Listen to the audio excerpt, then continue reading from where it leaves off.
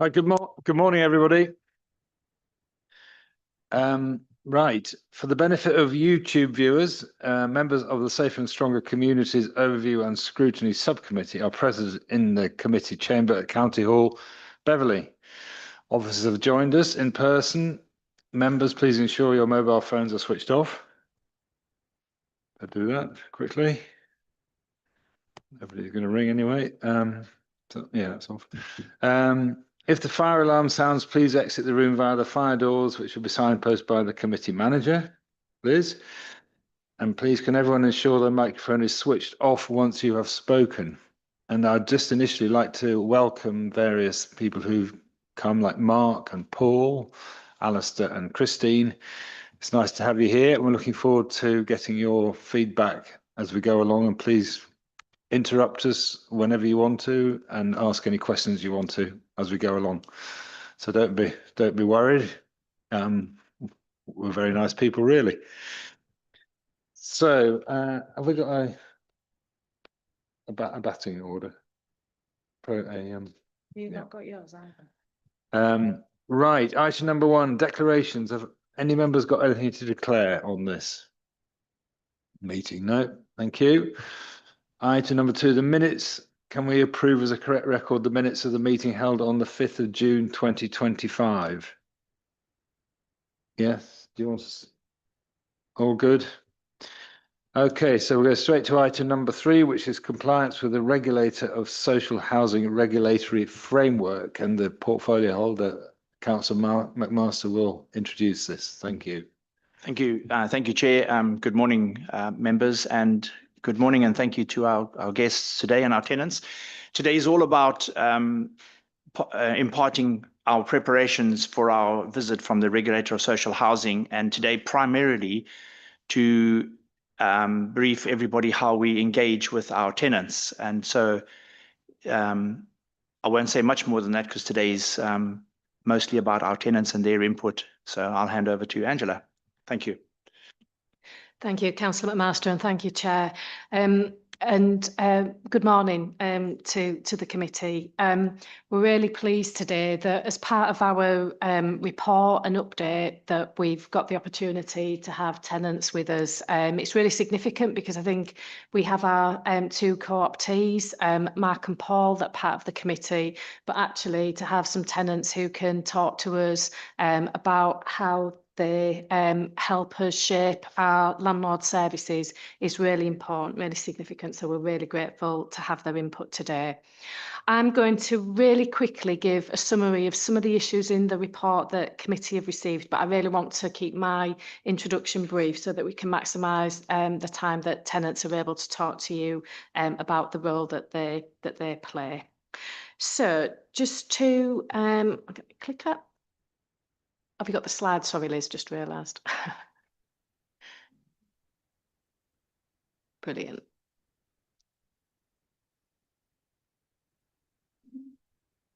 Excellent. So that's just a summary of the areas that we're going to cover today. I'll just cover the regulatory framework briefly, including, as Councillor McMaster said, our preparation for inspection by the regulator of social housing, a little bit of an update on where we are with our tenant satisfaction measures, and briefly to look at our tenant survey results from our perception survey last year, and then we'll move into the tenants being able to describe how they help us shape policy, strategy and the services that we deliver. And then we'll move into our usual question session.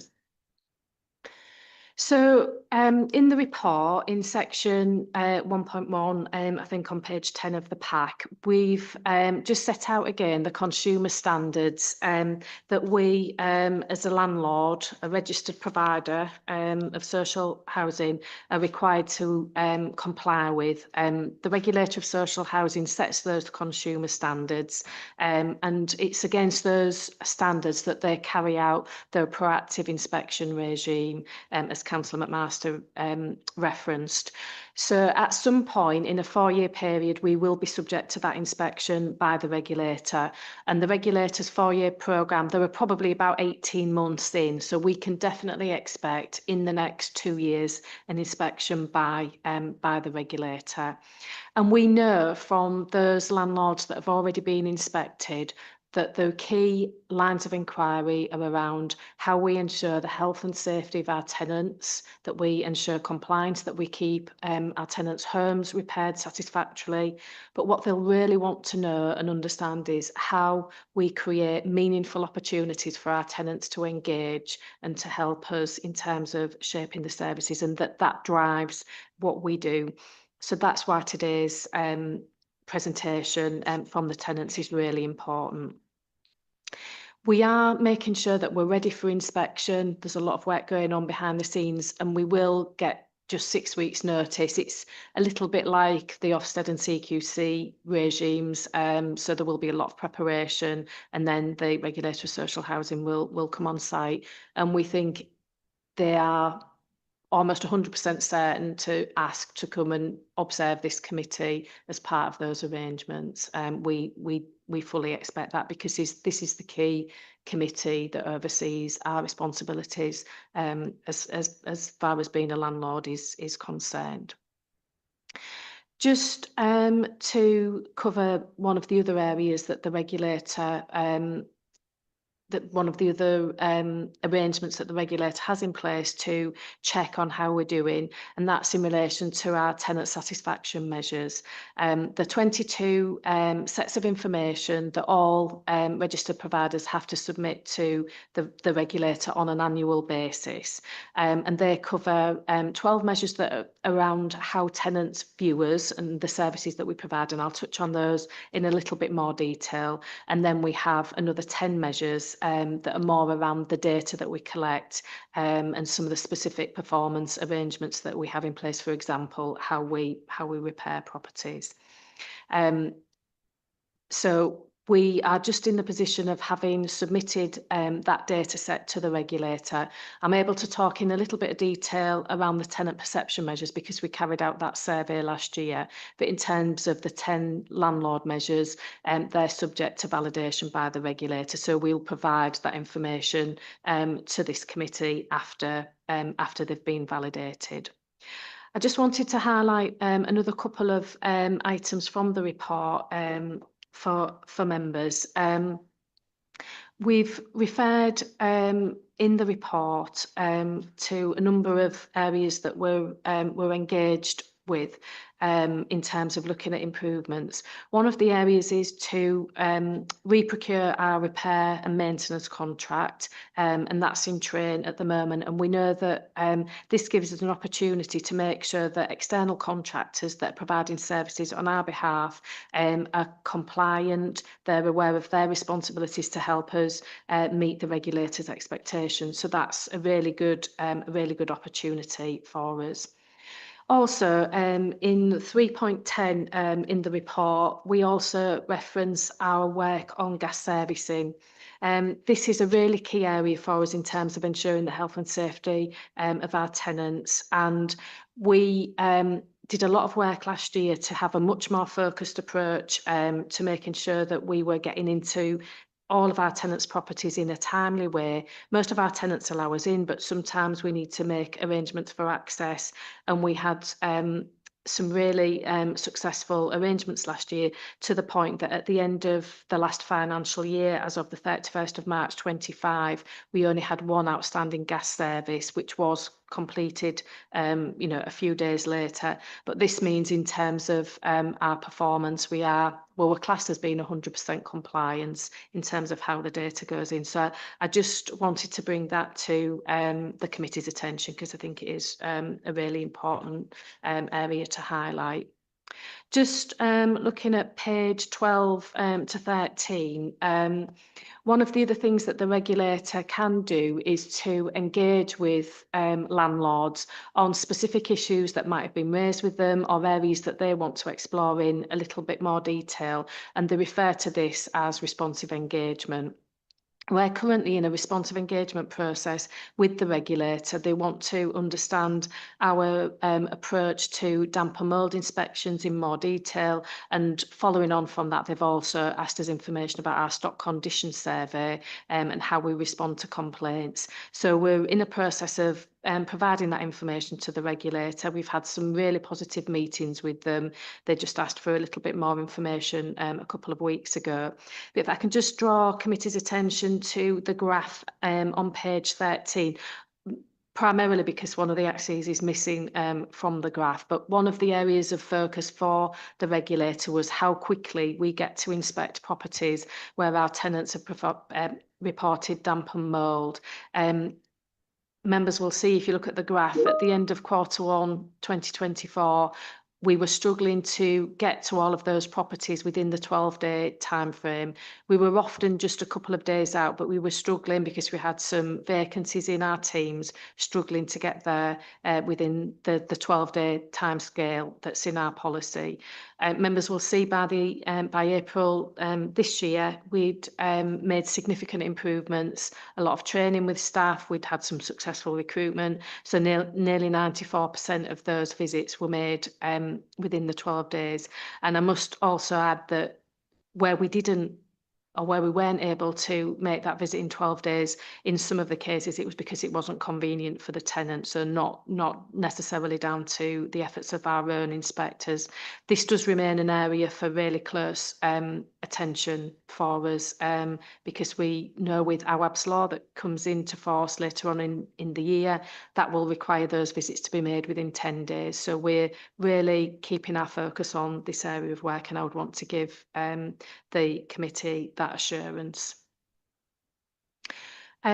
Just to quickly touch on the tenant perception survey, and we'll circulate this information with the minutes so members can sort of look at it at their leisure. But this, as I mentioned, is based on the survey undertaken with our tenants last year, and the results demonstrate that we're making improvement in terms of tenants' perceptions against those key measures. And I don't want to steal the thunder of our tenants when they start to talk about their work, but there are some areas where our tenants have done work to help us look at particularly complaint handling, how we keep our communal areas in good condition. They've been areas for focus. The tenants have helped us with that, and we have seen some improvements in how tenants are perceiving that area of work. So I think it just demonstrates that by listening to our tenants, engaging with our tenants, it really does help us achieve better outcomes, and we really want to build on these survey results in the future and speak with our tenants, understand from our tenants what are the other areas that we can really focus on. Just wait for that to move on.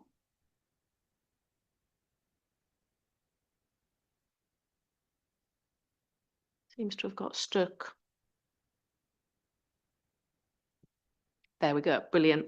So I'm now going to hand over to our tenant panel members. We've got Christine, Alistair and Paul here, who are all going to in turn just give a little bit of information about their panels and the work that they've been undertaking. And first up is Christine. Can I just ask you a question, Angela? Before Yeah, sure. Yeah. I don't know if there's any other questions on what you've got up to now, but on the you mentioned the repairs and how quickly they get built out off that graph, etc. Am I right in thinking all the repairs and all the money that is spent on our housing stock, it comes from the housing revenue account, doesn't it? So it's ring fence, isn't it? Yeah, absolutely is, and it's our tenants' rent that gives us the housing revenue account, and then we carry out the repairs. Yeah. So if you're short of people, like you were saying you were, because you couldn't get around everybody, it's just a question of whether you can afford to do that within the HRA, isn't it? Because we can't go to other funding from the council to do that work, can we? No, that's absolutely right. It needs to be funded by the housing revenue account, and it wasn't even so much a financial issue. It was that recruitment. We had some vacancies, and it was just how quickly we could get people in, get them trained, so we had the capacity that we needed to provide that appropriate response. But no, you're absolutely right. The funding is from the housing revenue account, and we can't go to the general fund for that work. Have we got any other questions on that bit? Councillor Bibb. Thank you, Chair. I think the tenant participation perception survey is extremely positive. You know, there's certainly a significant improvement across the board, and I think Councillor McMaster, Angela, and the team deserve a great deal of credit for that. But there is one area that I think is of slight concern, which is the satisfaction with the council's approach to complaints, which is only at 40.2%. I appreciate that has gone up by 9.6%, but there's still a way to go. So what do you think the problems are with that, and what do you do to try to improve that, please? No, it's a really good point. And I don't know whether our tenants are going to comment on that. And when our results, as you indicate, were poorer last year, and we did do some focus work with some tenants to try and identify what are the key issues that are driving this dissatisfaction with our approach.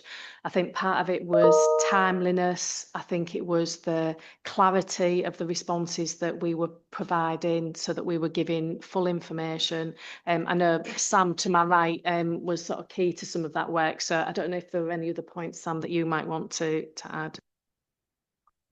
Yeah, thanks, Angela. Yes, it absolutely was. So we did quite a substantial amount of work. We worked with our tenants and also with an external market research company, so that we could throw a wider net to our tenants, so that we could understand what it was exactly that our customers were wanting us to improve. What we found was that our tenants wanted us to communicate effectively throughout the entire process, and actually to learn from the mistakes or any issues that they'd identified. And what we've done as a consequence of all of that is amalgamate an action plan and put together a number of key points that we've now initiated. So we have seen an improvement from last year to this year, but we're not satisfied with that ourselves. So the intention is that we will continue to monitor this really effectively and really closely, so that we can see that continued improvement. Chair, sorry, can I just come back? And this isn't, you know, we know it's an area that we need to improve. We're not an outlier in this. It's an area that the sector is struggling with. So I think we were pretty average. So sort of 30 to 40% is the sector average. If you look across all landlords, that doesn't mean we're complacent or we think that's okay, but it is something that landlords generally struggle with to meet satisfactorily for their tenants. Thanks, Chair. Yeah, thank you. Just very, very quickly, in my full council report, I said when it came to the gas inspections, I said at one point we were 99.8% of houses. Now, how many houses do we have? Is it? Well, with gas about 10.5. Okay, so I think, yeah. We actually have roughly 11,500 houses, but 10,500 have gas in them. So to do 10,500 inspections in a year and to accomplish 99.8% of those is quite an achievement. And our tenants and our tenants who work with us are great. So 99.8% of our tenants work with us. There's always going to be a small element of the tenants that don't work with us. So that 0.02% equated to 33 houses. We ended up getting legal intervention to gain access to those houses. Now that impacts on our figures and our records. So there is an element of this that no matter what we do, we're never going to get to 100%, because we're not going to get 99.8% of our tenants work with us. We're always going to have now some of those it's mental health issues. We need to be patient and understanding. And on very rare occasions, we get those that are horticulturists that don't want us in the houses for other reasons. Great, very pleased to say very, very small minority of the cases, but we're never going to get to 100%. And it's not always the officers' faults. It's sometimes elements beyond their control. So, Councillor Needham. Thank you, Mr. Chair. Obviously, when we're looking at statistics and figures here, the devil's always in the detail. So it's a sort of two-part question, sort of varies a bit. Apologies for that. The first one really is what percentage of tenants engage with the survey, so we can get an opinion, a judgment as to how accurate this is of tenants across the board. And then secondly, and one of the positive increases there, we've seen increases, as Councillor Bibb just mentioned, but the largest increase was 12.5% on making a positive contribution to tenants' neighbourhood. And I'd be interested to see what action the council's taken to make those improvements and see whether that best practice could be used across other areas of the survey. Thank you. Thank you for those questions. I'm probably going to defer to Sam to pick up the issues around how we conduct the survey and the tenants that we engage. I think in terms of the positive contribution to the neighbourhood, for me, and again, Sam may wish to comment, I think this is a reflection on the broader council services that are provided in terms of, because it is judging the council, so it might be things around, how we keep the streets clean, how we empty bins, that sort of general environment that we create. So I think this is, down to the council more broadly in terms of the services that are provided. But equally, it can be that more immediate community around how we, keep spaces outside our properties well maintained. But I'll hand over to Sam just to talk about the survey numbers a little bit more and anything she might want to add around that particular indicator. Thank you. Thanks, Angela. Yep. So the survey itself, we have to fulfil the statistical requirements that the regulator sets to us. So to do that, we have to survey of our tenant population. Oh, sorry. Yes, so to fulfill those statistical requirements, we have to survey 977 of our tenants. So that's the proportion of tenants that we survey each year to ensure that we have a fair reflection from the comments that they make to us. We carry out those surveys each year at the same time each year, again, so that hopefully we can have a baseline that we can compare year on year. And we carry out those surveys via telephone. So we contact tenants via telephone. We split the data so that we try to have a fair reflection of the entire population of the East Riding. So that's spreading obviously geographical areas based on our property ownership portfolio. And we also split the data down so that we have data sets for particular age categories as well. So again, we try to obtain information that is reflective of our entire tenant population. And so that's how we carry out the survey each year. In terms of the question around the increase in terms of neighbourhoods, Angela's absolutely right. We do advertise all of our services to tenants, every service provided by the organisation, and we very much promote those in our literature that we dispatch to tenants. And we also obviously carry out grounds maintenance in areas. We have different responsive exercises in particular areas. So all of those things are the culmination really of the response rate that you're seeing in that particular statistic. Councillor Jeffries, thank you. Thank you, Chair. Funnily enough, Councillor Bibb asked exactly the same question as I was going to ask, so like minds, think alike. But I just want to flesh it out a little bit more, if I may, Angela. So we've got here a wonderful graph that tells us that within 12 days, 93% was responded to. And then we've got, so that's the response to a complaint. And then we've got an approach to handling of the complaint of 40%, quite a drastic difference. The two are at odds with one another. And it seems rather an anomaly, shall we say. Thank you, Councillor Jeffrey. Thank you for the question. Just to explain, and again, apologies, the graph isn't labelled as clearly as it could be. The graph refers to where tenants have raised concerns, particularly about damp and mould, and we need to go and inspect that within 12 days. So that relates to our response time to actually deal with a very specific area of concern around damp and mould.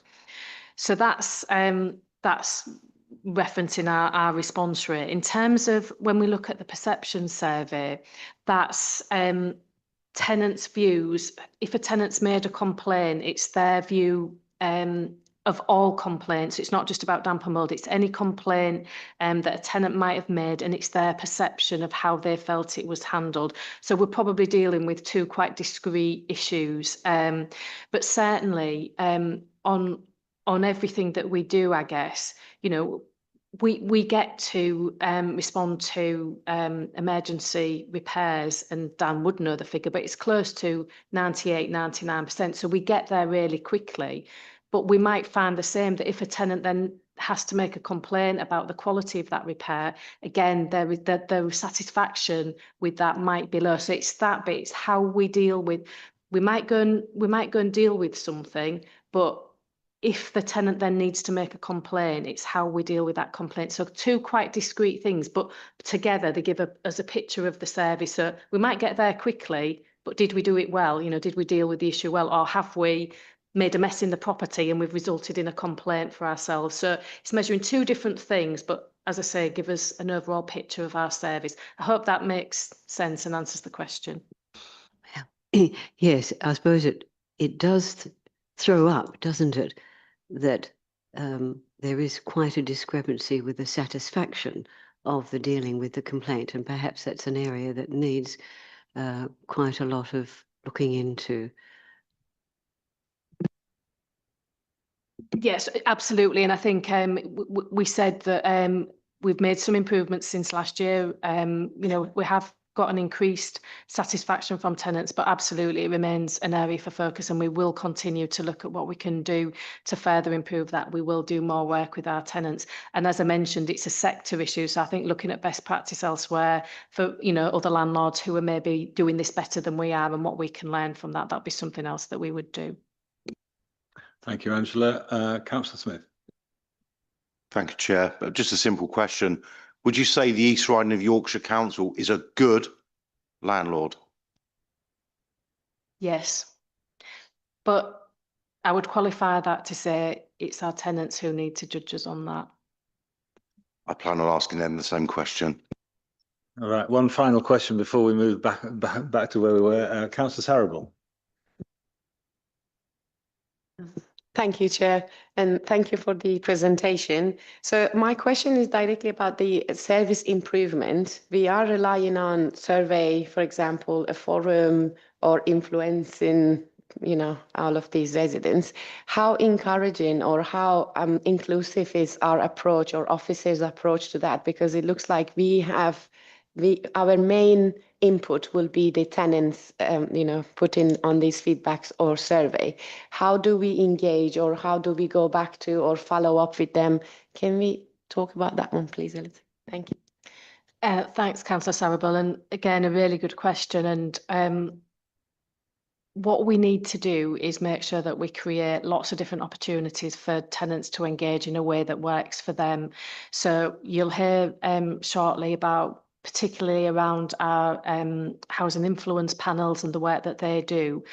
But there are lots of other opportunities, and I think it's in the appendix to this report, just sets out a summary of all the different ways that tenants can help us improve services. So, and again, I don't want to steal any of the tenants' thunder, but, you know, as an example, we have some tenants that go out and look at our empty properties before they're allocated to new tenants. So they'll look at the standard of the accommodation. There's lots of different ways that tenants can use those skills, experience and knowledge to engage with us. So I'd point members to that appendix just to look at the whole range. So the survey that we mentioned that we're required to do, as all landlords are, for us is just one part of that picture of, you know, how tenants view our services and those areas that we know we need to improve. And I'm going to qualify my response to Councillor Smith's question a little bit. We're good, but we know there are areas we need to improve. So we've got some strengths and we've got areas that we need to improve on. Thank you. Thank you. And one final question before we go on to Christine. Councillor Boville. Thank you, Chair. Most, I could say, all of the feedback I've had from social housing tenants recently has nothing to do with the actual structures of the properties or anything, or repairs or anything to do with that. It's been about the behaviour of fellow tenants.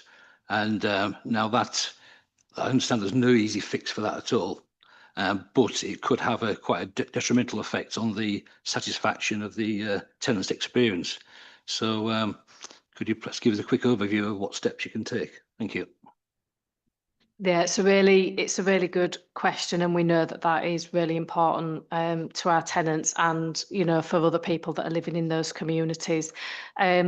I think we've talked at this committee about our arrangements for dealing with antisocial behaviour, and certainly in the last meeting when the police were represented here, we talked about our multi-agency working. So we've got a range of measures. Sometimes it's a low level issue that can just be dealt with by, you know, some mediation, some intervention through our housing officers, and we can resolve the situations.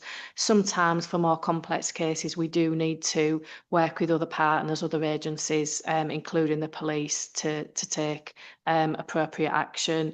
We'd always try and, you know, resolve situations by working with people in the community.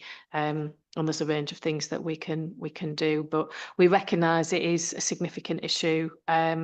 And yeah, we try and deal with each case and put appropriate arrangements in place by working with others. But yeah, happy to expand if that. Thank you very much for the questions. Right, let's go back to Angela, and you were going to introduce our tenants who come to talk to us.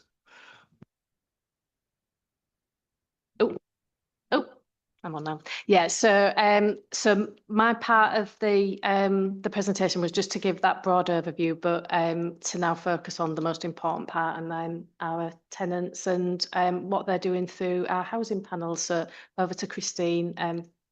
First of all, thanks, Christine. Hello, well, as you know, my name's Christine. I'm here as a representative of the Housing Review Panel.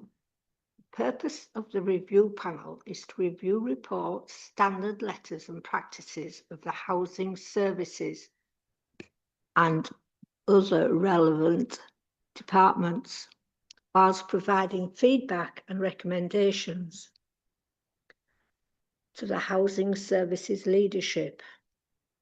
In 2025, the panel looked at complaints responses, the lettable standards, Code of Conduct draft articles for the newsletter, and the residents' involvement strategy.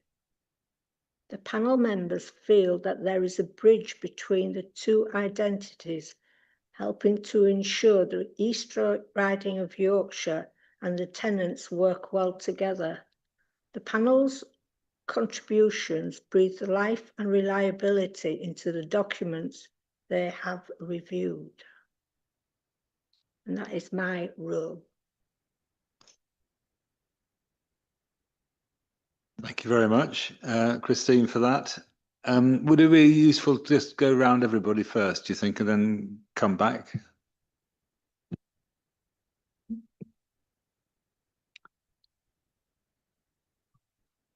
Good morning. My name is Alistair Patterson. I've been a tenant in Bridlington for over 20 years. I've been a member of the Housing Scrutiny panel for just over a year and decided to get involved because of my experience with housing services and my desire to help other tenants. The Housing Scrutiny panel is an independent panel of tenants who work together with council officers to scrutinise different areas of housing services which we, as a panel, have identified as required improvements, either through involvement provided to us or from our own experiences as a tenants.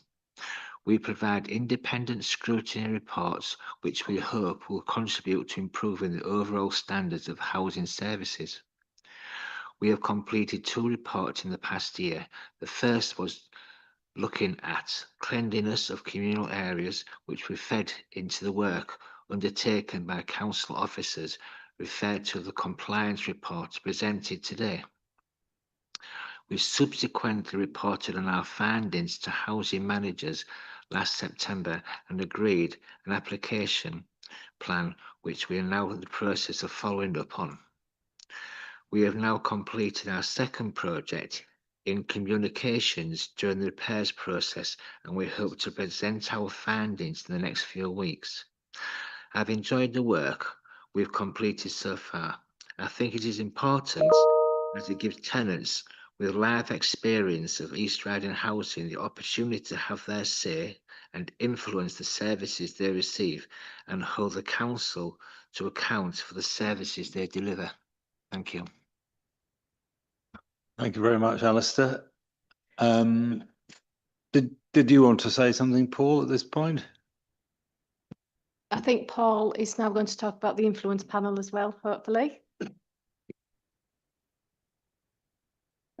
Good morning, everybody.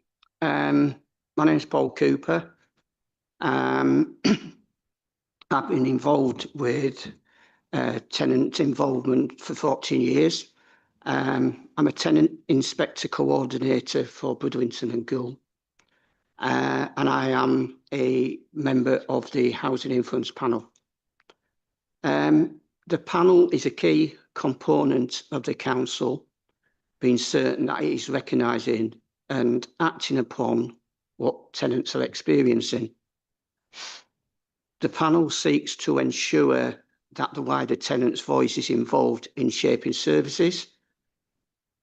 We are not a consultative body, but we will ensure that residents' influence services driving a team-centred approach.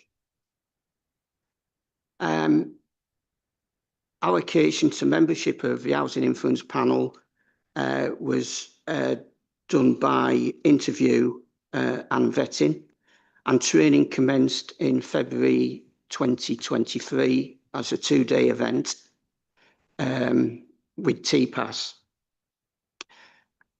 Housing Influence Panel meetings commenced from 2023, with some people dropping out, but those were replaced, and current members total 5. Mark Rogers, who's here today, is one of those members, and all of us have got different life experiences and skill sets. Initial meeting venues varied until the past 12 months, where they've been held at the Beverley Enterprise Centre. And the Housing Influence Panel, having this timescale, covered several issues. I'll cover our main one first, which was complaints, of which we studied. We compiled a report on our findings.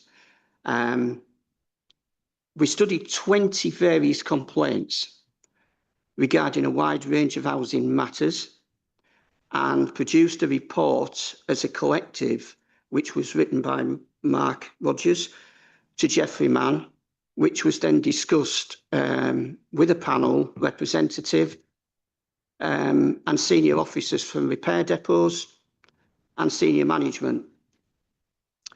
The HIP members raised several points from complaints where the council could improve, especially with failings in communication to tenants, which was a common theme and continues to this day.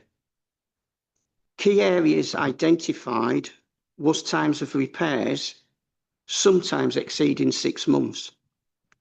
Failings of system to cope with volume of repairs. Therefore, we recommended, amongst a number of things, a traffic light system for repairs, which I understand may be something they are considering. Another area was compensation on some of these complaints was being paid to tenants, which was concerning and a policy that needed addressing. In two of the cases, where compensation had been given, it was obvious the council had been pushed into a position and the tenants had not helped themselves. So we didn't understand why compensation had been given. We recommended a compensation policy to give better understanding and accountability, as there didn't seem to be one in place. A proposal was put forward to look at giving compensation, if needed, in the form of food, electricity or eating vouchers. This would also deter those trying to take advantage of the council, which should be acknowledged. People with vulnerable health conditions, this was also noted, and that it was important that these people should be treated with respect in accordance with the Public Sector and Equality Act 2010. We propose that training for employed staff and subcontractors on customer service relations with the most valuable tenants and leaseholders. We did find some good positives. Complaints were responded to in a timely manner and assessed and responded to with positive outcomes. And although we felt a more robust system to handle complaints was possibly required, there was strong evidence that the council had not been obstructive or discriminate towards any tenant. We noted good vigilance from a housing officer where they were involved in a situation where they checked on health and safety to the matter, but we also felt that more street surgeries and street walkabouts were crucial to build up trust and communication. I have to say, I only 48 hours ago witnessed that happening in Bridlington. It was excellent. It's always been in part of the tenancy agreement and seemed to have not been happening for a while. And it's good to see the council taking note of that and implementing that. I think it's a better way for the tenants to see officers on the street.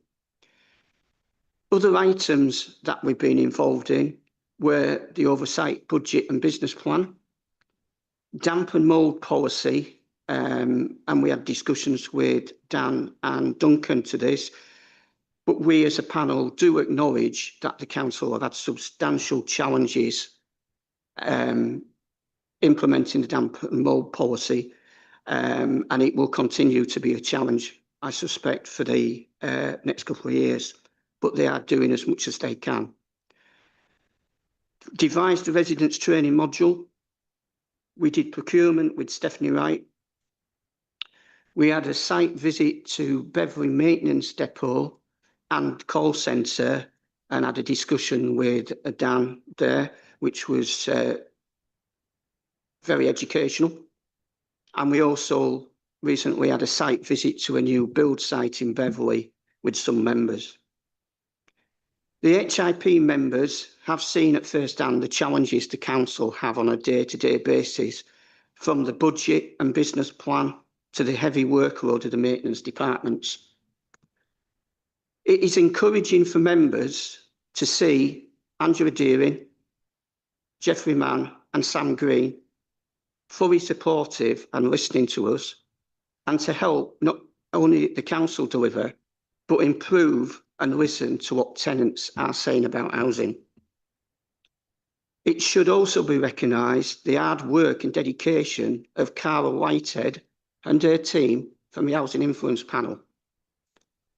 These panels have been a challenge in numbers and some resistance moving from the old forum system. It is clear under this new panel system, much more has been achieved for tenants than on the previous forum system. And it is encouraging for tenants that we're now seeing senior management working, listening, and while we accept that changes are not immediate, they are very slowly coming, but communication must improve. Thank you.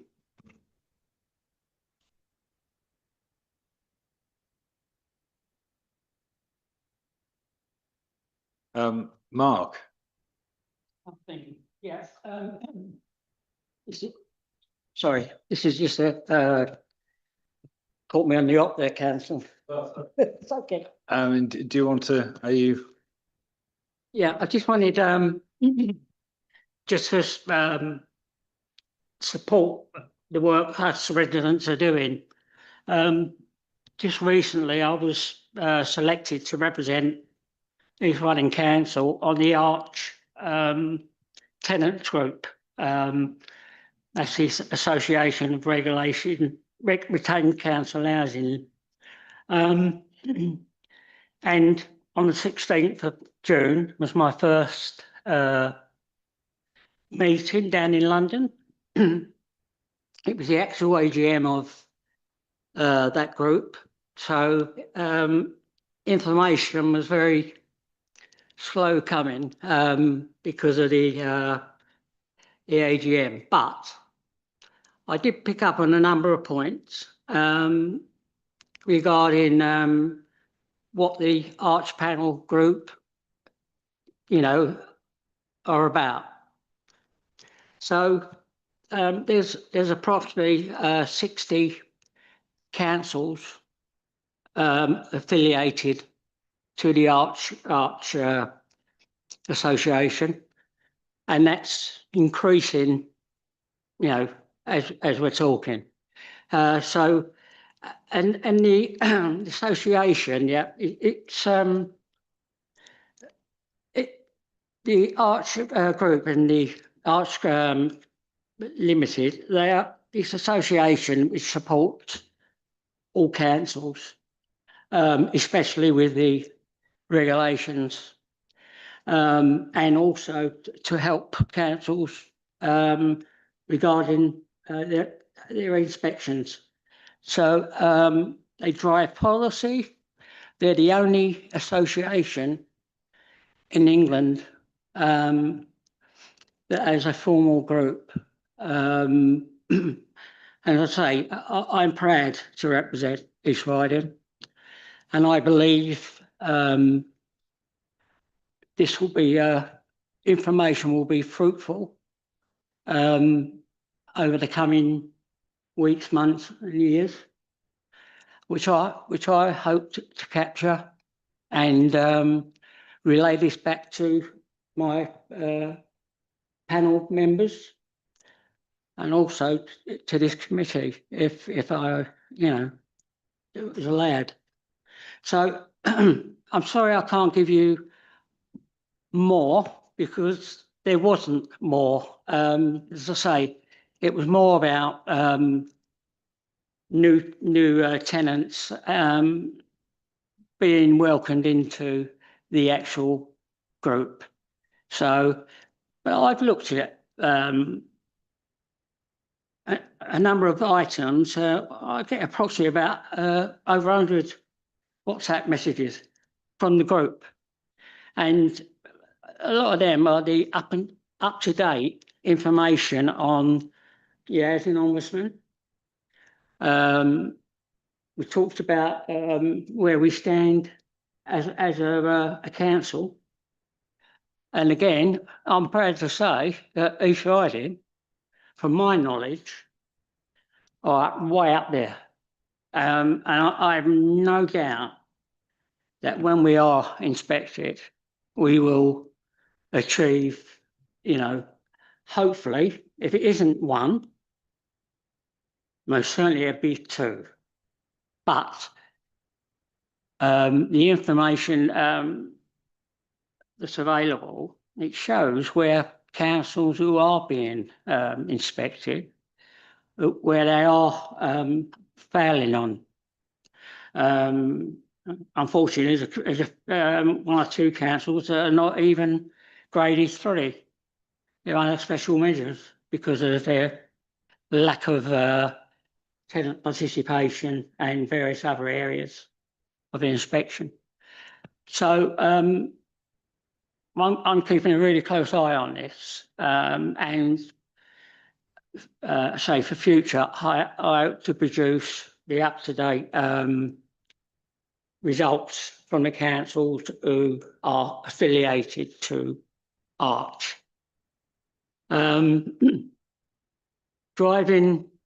Leaving home at 4:15 on the morning, and then being involved in the AGM and the actual meeting afterwards, and then getting home at 7:30 at night. And I have to say, I wouldn't be doing this, and also as a disabled person, I wouldn't be doing this if I didn't think this is going to be really, really useful and, as I say, fruitful for East Riding Council. The council are affiliated, they're members. I believe you have you have to have 2 free spaces on the actual board.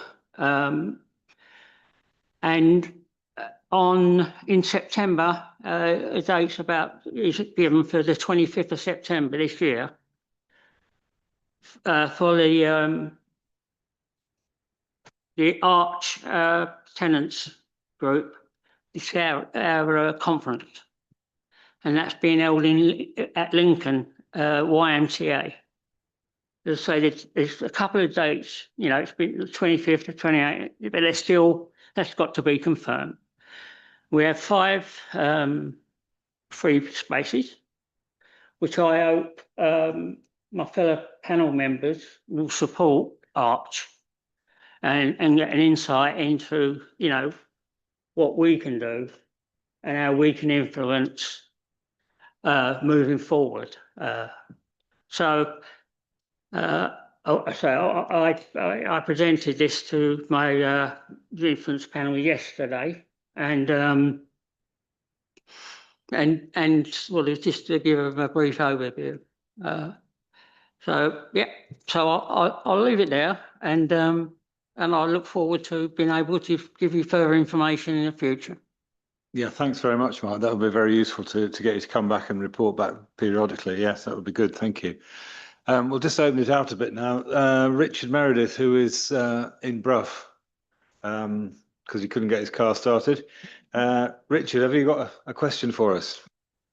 I do indeed, Chair. Thank you. And thank you for preempting my apologies. 8:30 this morning, car wouldn't start. So sat here, and apologies for my 2D nature. Also, an apology to Mark, if I may, please, Chair. I'd have liked to congratulate him in person on his appointment to Arch, but I'll just have to do it with a wave this time and catch you at the next meeting.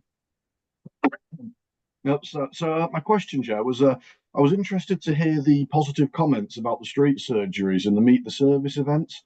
I must admit I attended one of those at the library in Brough, and I actually found it both really useful and really positive. So something else I'm happy to endorse, condone, and see supported. The question that I wanted to ask was about communication. I have a specific case in mind regarding conflicting details on policy relating to, in this instance, fence repairs. But from a strategic perspective, I was just wondering how information circulated and how decisions on the ground are affected by any changes in policies. Because what I don't want to see is confusion generated. In this instance, as I say, I've been told that the council no longer repairs fences unless they're abutting public land. But I have an email from the head of housing that specifically states that fences will be repaired if they were installed by the council originally. And so this confusion will ultimately generate complaints. And I think it's something that we could probably see prevented with coordination. And I was just wondering how that could be undertaken. You want to say that, Angela? I'll start, and then I might bring in colleagues. I'm giving you the 30-second warning.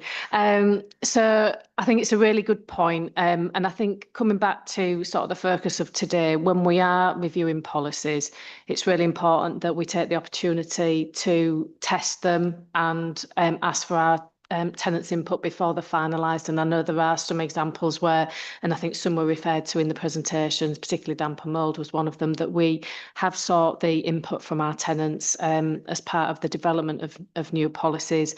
And I guess to try and avoid the example that Councillor Meredith has referred to, I think in terms of our arrangements for fencing, we have scenarios where we would repair a fence, I think particularly if it relates to health and safety issues, and we would do that. So in certain circumstances we would, in other examples we wouldn't repair a fence. But I'm going to pass to Dan just to see whether he can give any more sort of detail around that from a repair point of view. Thank you.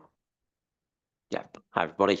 I think Angela's absolutely right. We take every case on its own merit. So if it is going to cause any kind of potential harm or impact residents in general, then we would look at that on its own individual merit. I think with regards to policies in general, actually it all ties into what the panel have been saying about communication, because it's both internal and external. We've been looking recently at how we ensure that information is passed down amongst all of the teams and is disseminated clearly, and we're trying to put better practices in place to make sure that if there are policy changes, everybody right down to the ground level are aware of it, because if it doesn't filter down and people don't know, we have lots of different teams. We have our support team who are the first point of contact, who are taking calls in, who are then getting the repairs passed out. If that information isn't passed down, repairs are still going to go out. So they're the sort of things that we're looking at. What I would say on communication as well is that it's been absolutely brilliant working with the panel, and all of the sessions I've been to, we've taken things away from, and whilst we might still be waiting for some of their finalised reports, already we're looking at ways to try to improve communication and performance across the board based on what they've told us.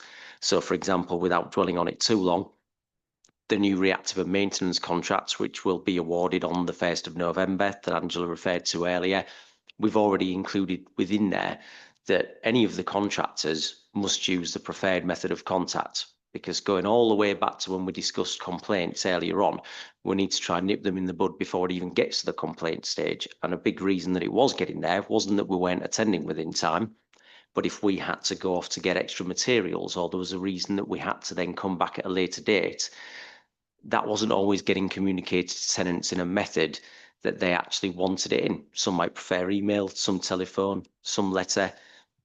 If the contractor doesn't know, they think they've told them and they don't know. So that has actually been written into the contracts for the new contracts that are going out in November. So, and I will stop there before I go on any further. Okay, Paul, did you just want to give a wiggle on that one? Yeah. Could I just say that on the repair side of things, I won't go into too much detail because they are trying their best. The communication does fail, but that's for us as a panel to discuss with the council. What I will say is when the repairs get done, from my point of view, the contractors or council workmen do a very good job. And also getting into homes. I acknowledge when Councillor McMaster was saying about the gas, I think it should be applauded that number that they managed to get, because just on the part of an estate that I live on, I do know a number of households who know that the gas company's coming around to do the checks, and they sat behind there and they won't open the door. So they, you know, I try to be look at positive, negatives about everything, and yes, they are. There's always room for improvement, and what we're not getting from the departments is any negativity or why you're moaning about this, why this. They actually are listening and they are trying to help. I think where it breaks down is communication, and a lot of the times with the contractors probably passing the buck onto the council. It just loses something somewhere, and it's like people like at Dan's level, they don't get to know about it till we actually raise it to them, and there just needs to be some fine tuning there, which obviously with this new thing on the 1st of November, hopefully it'll help. And I think that's a lot of the frustrations for tenants is with the repairs, is that they're waiting and waiting and waiting.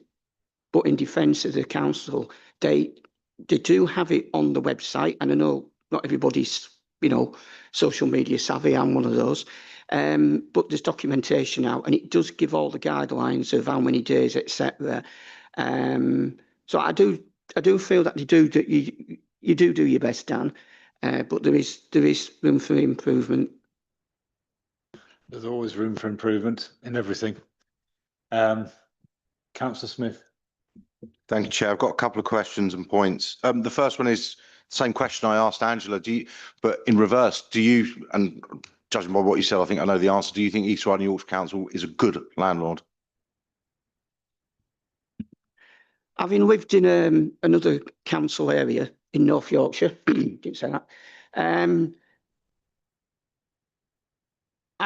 I'm going to use a strong word here, but I actually think, and I'm not going to change my view because I've always said this, I think you're an excellent council from what I've experienced in the past. The previous authority that I'd lived in previous, I know it was mentioned about antisocial behaviour. The reason we moved into Bridleton was because we were victims of antisocial behaviour. It still persists anywhere in the UK. I think that's an area for debate and a discussion that needs strong discussion, and especially on your TSM surveys. But as for looking after the tenants and interactive with the tenants, this never happened in the other council that I was part of. There was no opportunity as a tenant to get involved. And I've had a few ups and downs since I joined doing this 14 years ago, but I get a lot of enjoyment out of it. And especially when I see management like Angela Deering, Jeff and Sam Green come to our meetings and engage with the panels. Even when we've had an all panel meeting, they've come, they've always been polite, they've always come round everybody, they've shown care and interest into the tenant's concern. They don't give us any empty promises. They just say they'll go away and listen, which means a lot. But so my answer to you, Councillor Smith, is I think I might be the exception. I think they're doing an excellent job. Can I just ask the same question to Christine and Alistair, please? Do you think East Riding Yorkshire Council is a good landlord, yes or no? Yes. Yes, it is.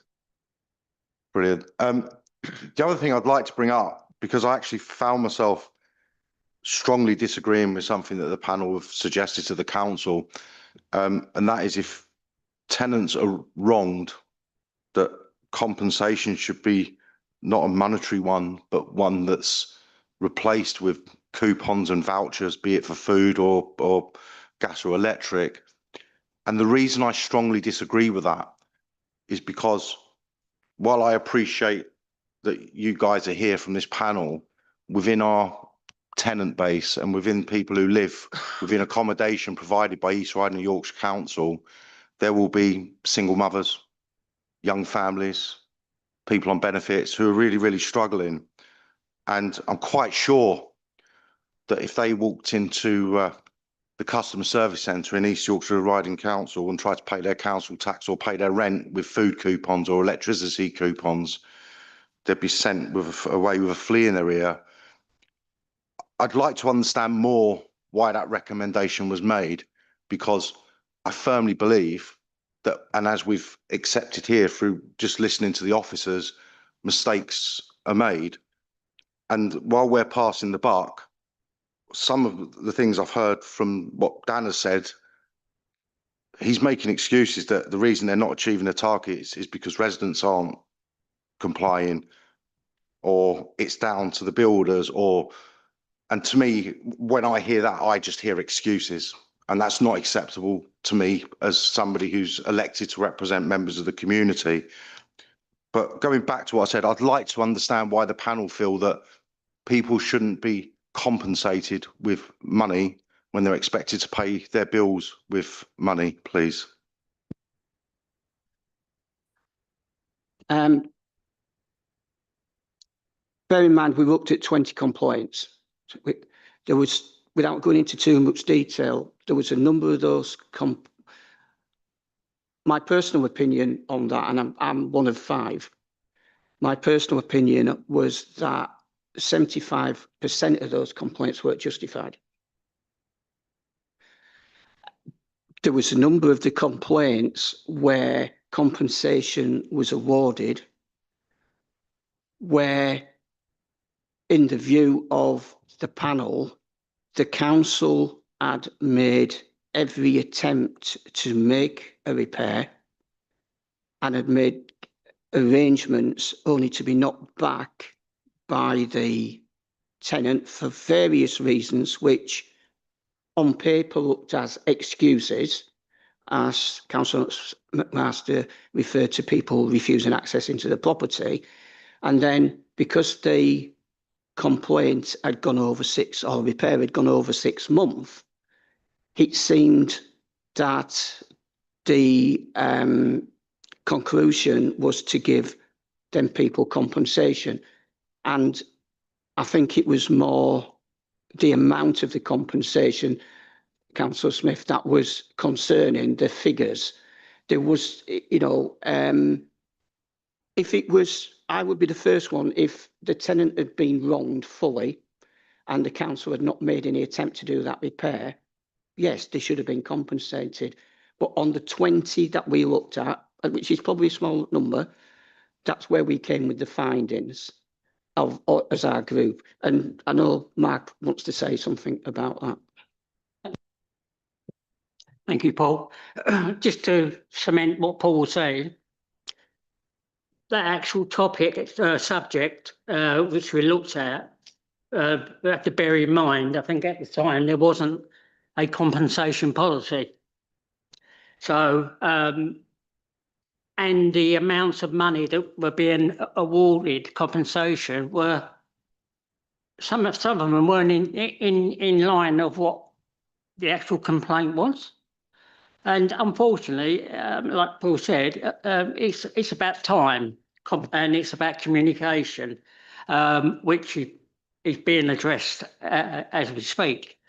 The reason why we suggested the voucher system, was the way the compensations. I mean, we're talking. I think one of them, Paul, was about £1,000, wasn't it? It's open for abuse. Not every tenant are, law-abiding citizens and play by the book. Where there's finance money involved, they get that opportunity. And so we was really looking at safeguarding council funds, as well as communicating with Angela and the team, Dan, to address this. Vouchers seem to be, a really good idea. It isn't about paying rent. It's not about that subject. It's about a complaint that isn't hadn't been addressed, and because of that, they get compensated because of the failings of the department. But vouchers, and especially with the fuel issues for tenants, I mean, we all suffer. I mean, we all do. But it's important that, just to understand why you disagree, and why we were, I mean, you have to remember, this was only a proposal on the findings of 20 complaints. And again, there was no policy for compensation. So therefore, first of all, we said that there needs to be a policy for compensation, and it needs to be addressed quite urgently, to be quite honest. And I think one thing I think the panel we did want us to know was how much compensation is being given over a period of time, and certainly a period of time that our panels have been going, because the information isn't available. So, yeah, thanks for that, Mark. Sorry, in the interest of time, we've got another sort of 5 minutes. I've just got another couple of questions, but thanks for the answer. I hope that sort of answers your question. Yeah. Councillor Bibb. Thank you, Chair. Well, firstly, I just want to say I disagree 100% with what Councillor Smith just said. I think a voucher compensation scheme will actually go towards things that benefit tenants and the family, and it will ensure that money is spent on the correct things. If you just give cash, you don't know where that cash is going to go. But aside from that, I'd really like to thank Christine, Alistair, Paul and Mark for all the hard work and the outstanding contribution that they actually bring to this council. I think tenant input's vital, and it's quite rare to see people who are actually prepared to stand up, work hard and be counted.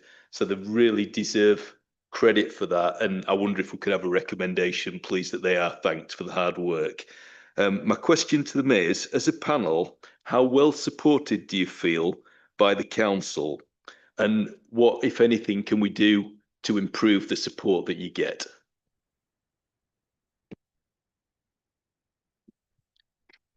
Yeah, we are fully supported by the council.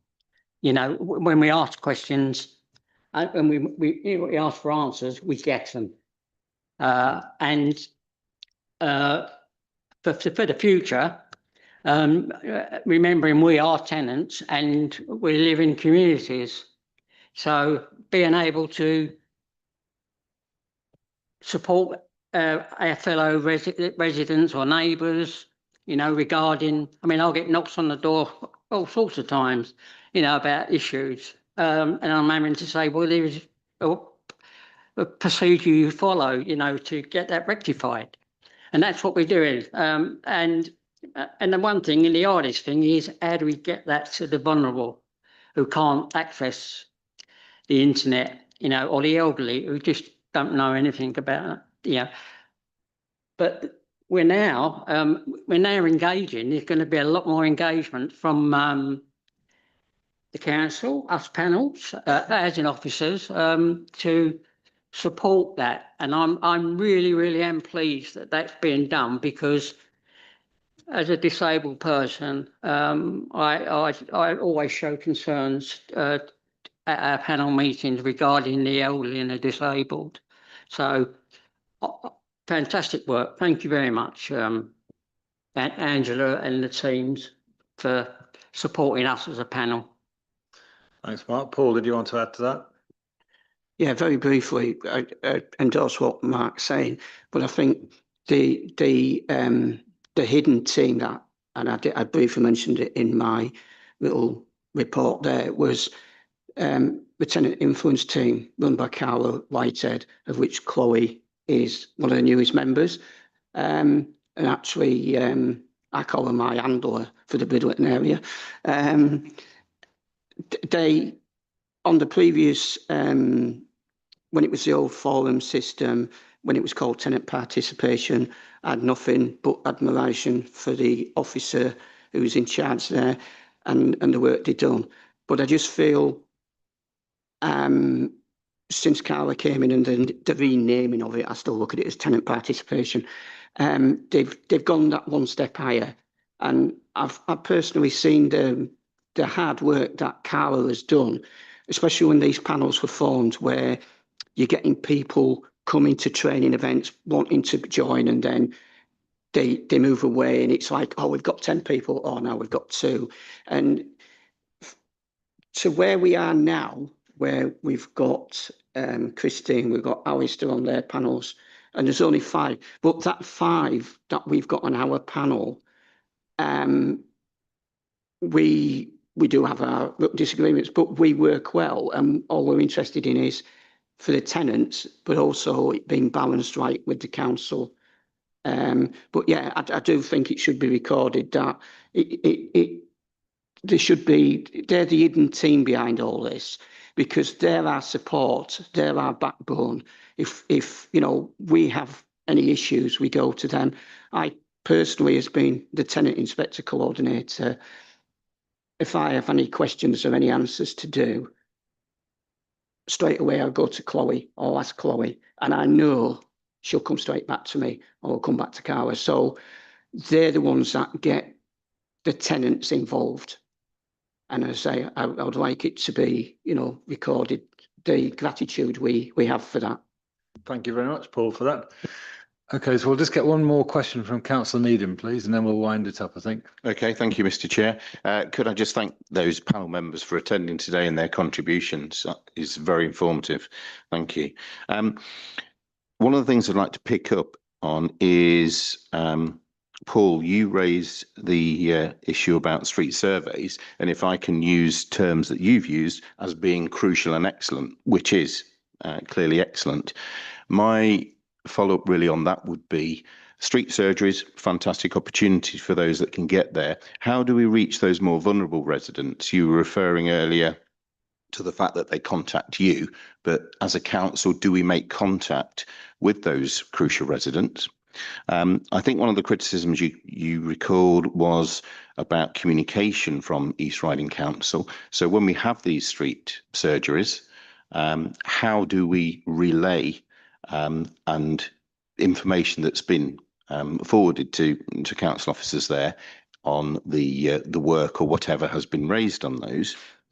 And then secondly, where you say that you've had interaction engagement with the council on such areas where you've made suggestions. So I think we highlighted the traffic light system, say, for repairs. Are any of these areas or suggestions that you raise, are any of those adopted by the council? Have we got any examples where they've been taken up? Thank you.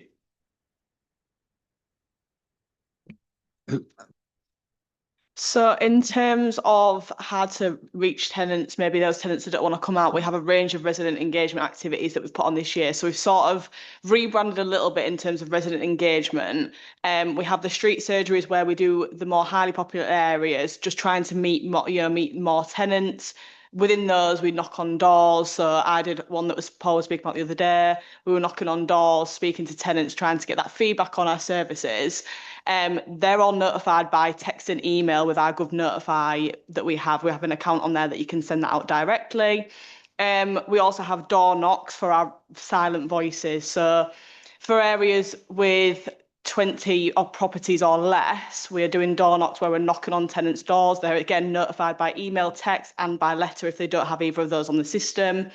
So that's how we're meeting our more silent voice. We also have housing surgeries that are across all sorts of I cover the whole north area, so I cover from like Flamborough over to Stamford Bridge, that vast area and everything in between. And then we have Pippa who covers the Goole area and Ryan who covers the Beverley area. So we have 3 members of our team. We're all doing these. We've sort of collated how we're going to do all the events. We've gone through all the back end of last year, advertised from January. It's all on our website. So I said that's how we're sort of meeting and trying to meet as many tenants as possible. This is a complete trial year, I'll be completely honest. Obviously, I'm very new. I only started in September last year. But we've sort of come together, the 3 of us with Carla, just to go through these things to try and meet more tenants and be out there in the public. And we've had so much good feedback through our QR code. We have a QR code on here. I don't know if I can pick it up. So through our QR code, the tenants can log feedback that they want to log. On that, I do a report on that monthly, and we've had so much feedback about seeing council officers in the tenants' areas that maybe they've not seen for years. I was in Attic, I was in Catfoss, I was, those some small areas with 10, 15 properties, and we've had abundance of feedback that it's, good for us to see. But I'll stop talking now. Thank you very much for that, Chloe. I'm actually going to draw it to a close now. I know we could go on probably for the rest of the day, but we have another item to do. So I'd just like to thank everybody for coming. All 4 of you for coming and giving your feedback. It's really vitally important. I think Angela must have given you all a £5 each because you're all very, very complimentary to Angela, but why wouldn't you be? Because she does a great job with her team. But we have some recommendations, I think, haven't we here, Liz? Firstly, to thank officers and housing tenants for their contribution to today's meeting. Secondly, the subcommittee receive a briefing note on key performance indicators, if we can, please, Angela, in respect of damp and mould and other regulatory requirements. And thirdly, that the subcommittee receive a briefing note on current tenant perception satisfaction measures, if we can do that as well. Just another couple. One of the issues that's come up, Paul's mentioned a couple of times, is communications. Maybe we can get some feedback on how improvements in communication are going between the East Riding Council and tenants. And lastly, as mentioned by Councillor Bibb, I think, thank you for the housing tenant representatives for their hard work and coming today and presenting to us. it's really important that we know as a committee what's going on, and if there are any gaps, because if there are gaps, we can close them. So thank you very much for this morning's session. We're going to have a 5-minute break now, and then we'll go on to libraries. Thank you.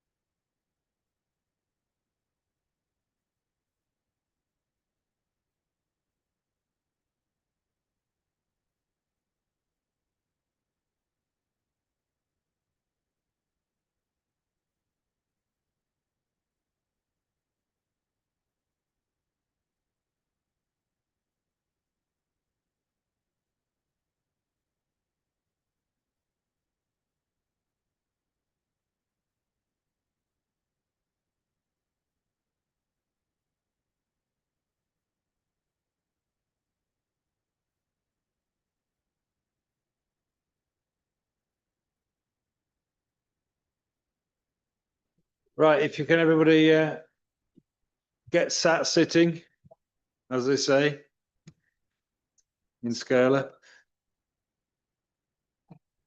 We're short of Sean, but I don't know where he's gone. Right, so we go on to item 4, which is East Riding Library Service supporting community cohesion and health of our communities. And Councillor Coulter is going to introduce this, I hope. Yeah, thank you, Mr. Chairman, and good morning, committee. So first of all, I'll just say Kevin will give you a really impassioned update on this, I'm sure, because he puts a lot of hard work into this, and under his leadership is the library service has managed to flourish and be as successful as it is now, as I'm sure you've read in the report, but also the hard work of the dedicated staff, and that can't go understated either. So I have a really short introduction. First of all, I just want to say that renowned sociologist Eric Klinenberg describes libraries as palaces for the people, vital civic spaces that build connection, resilience and trust. And that's exactly, in my opinion, what East Riding libraries offer every day. Our libraries are no longer just about books. They're vital, trusted community hubs. And nationally, 3 in 4 people say that libraries are important for their community's well-being and opportunity. And here in the East Riding, I think that's clear to see as well. Despite a reduced budget, which is down 11% since 2017, our service continues to thrive. And last year, over 51,000 people attended library events. We've distributed nearly 2,800 period products, loaned health equipment to reduce GP pressure, and reached isolated residents through our mobile library service, which is quite unique, and initiatives like Cuppa and a Chorus. Crucially, 67% of library users locally are from households earning under £40,000, which shows the vital role we play in supporting our most vulnerable communities. Libraries also represent excellent bang for the buck for taxpayers. For every £1 invested in initiatives like Cuppa and a Chorus, £4.32 in social value is returned, which is a clear benefit to both community wellbeing and the public purse, saving millions in other services through prevention. So I commend the team's creativity, their reach and their resilience to you, and I look forward to hearing your thoughts and questions. Kevin, over to you.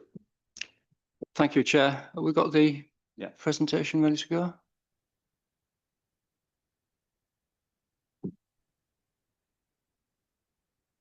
Thanks, Liz.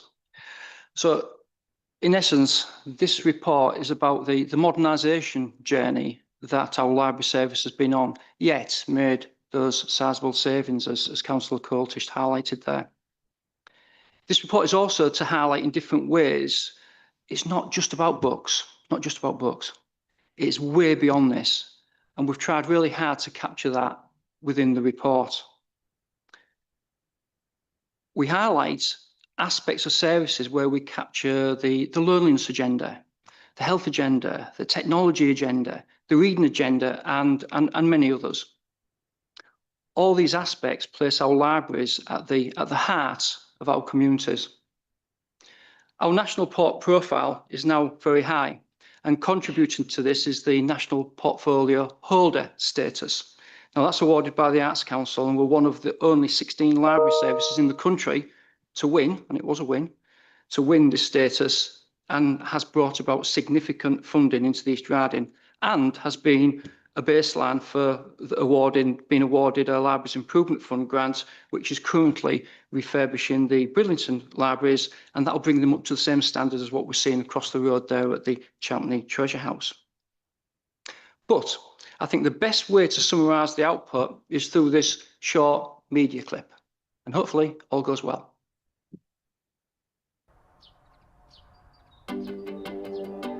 East Riding libraries are for everyone. Whoever you are, wherever you are, our libraries are at the heart of our community. You know, libraries are more than just books. They're about so much more than you think they are. What word comes to mind when I say library? Valuable, Community. Connected. Adventure. Trusted. A place to escape. Opportunity. Helpful. Choice. Supportive. Stories. Outstanding. East Riding Libraries are your gateway to a wonderful world of exploration, adventure, fun, and so much more. So apart from books, what else can you do in your library? There's Baby Bistro, a breastfeeding support group. There's Bounce and Rhyme and Coda Pillar, a great way for children and parents to meet, play, and learn. Come and read to a therapy dog. They love a good story. There's Lego Club. What will you make? You can knit and natter. You can make music and drink tea in cuppa and a chorus. Our Business Intellectual Property Centre provides access to thousands of pounds worth of digital resources and one-to-one sessions with specialist advisors. Drop in and talk to us. It's completely free. Your libraries are also for caring, connecting, and remembering. So if you've got anything to share about memories of times gone by, then come down memory lane and enjoy a little bit of company at one of our reminiscence groups. There's so much going on at East Riding Libraries, and we can make sure that you're ready for it with body tracks. This machine gives you a full body scan and you only have to take your socks off. And thanks to funding from Arts Council England, East Riding Libraries are coming to life with theatrical performance, musical events, and more. Libraries are an amazing community asset. They're safe havens for us to visit and engage with in our own time, on our own terms, and wherever we are. If you live in our beautiful East Riding countryside but you don't drive and there's no bus, then we'll come to you. There are 4 mobile library vans visiting 166 rural locations covering 64,000 miles. It's convenient, easy to use, and you can pre-order your books on our app or just turn up and browse. There's an at-home service too. It's a truly dedicated service, bringing the library right to your door. In your libraries, you'll continue to learn and grow.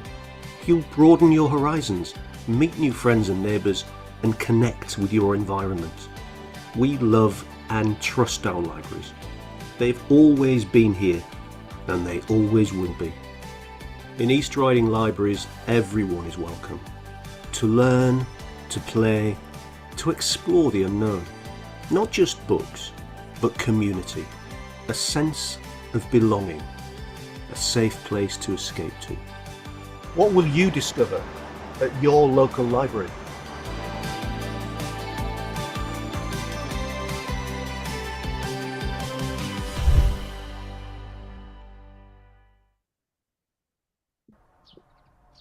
Thank you. Well, that's quite powerful, and just gives a flavour of the types of outputs that are now being produced from the library service. And I think the key statement there for me was always about the sense of belonging to a community and talking to people. It's critically important. So, Councillor Coltis mentioned about the number of people that attend library events or groups or classes, 51,841 for 24-25. It's worth noting that when you've got a maximum capacity of, say, 6 people for a digital session or 10 people for a reminiscence session, that is quite a high volume of activities that are now going on in your libraries. It's a really good number. So that's like filling the MKM Stadium, for example, 2 times over. And I'll just now hand over to Michelle. Okay, thank you. I just wanted to tell you a little bit about digital engagement, which was one of our key initiatives in libraries. So it's really important to us that we want to help people get online or help people that might just need a little bit of support to get online.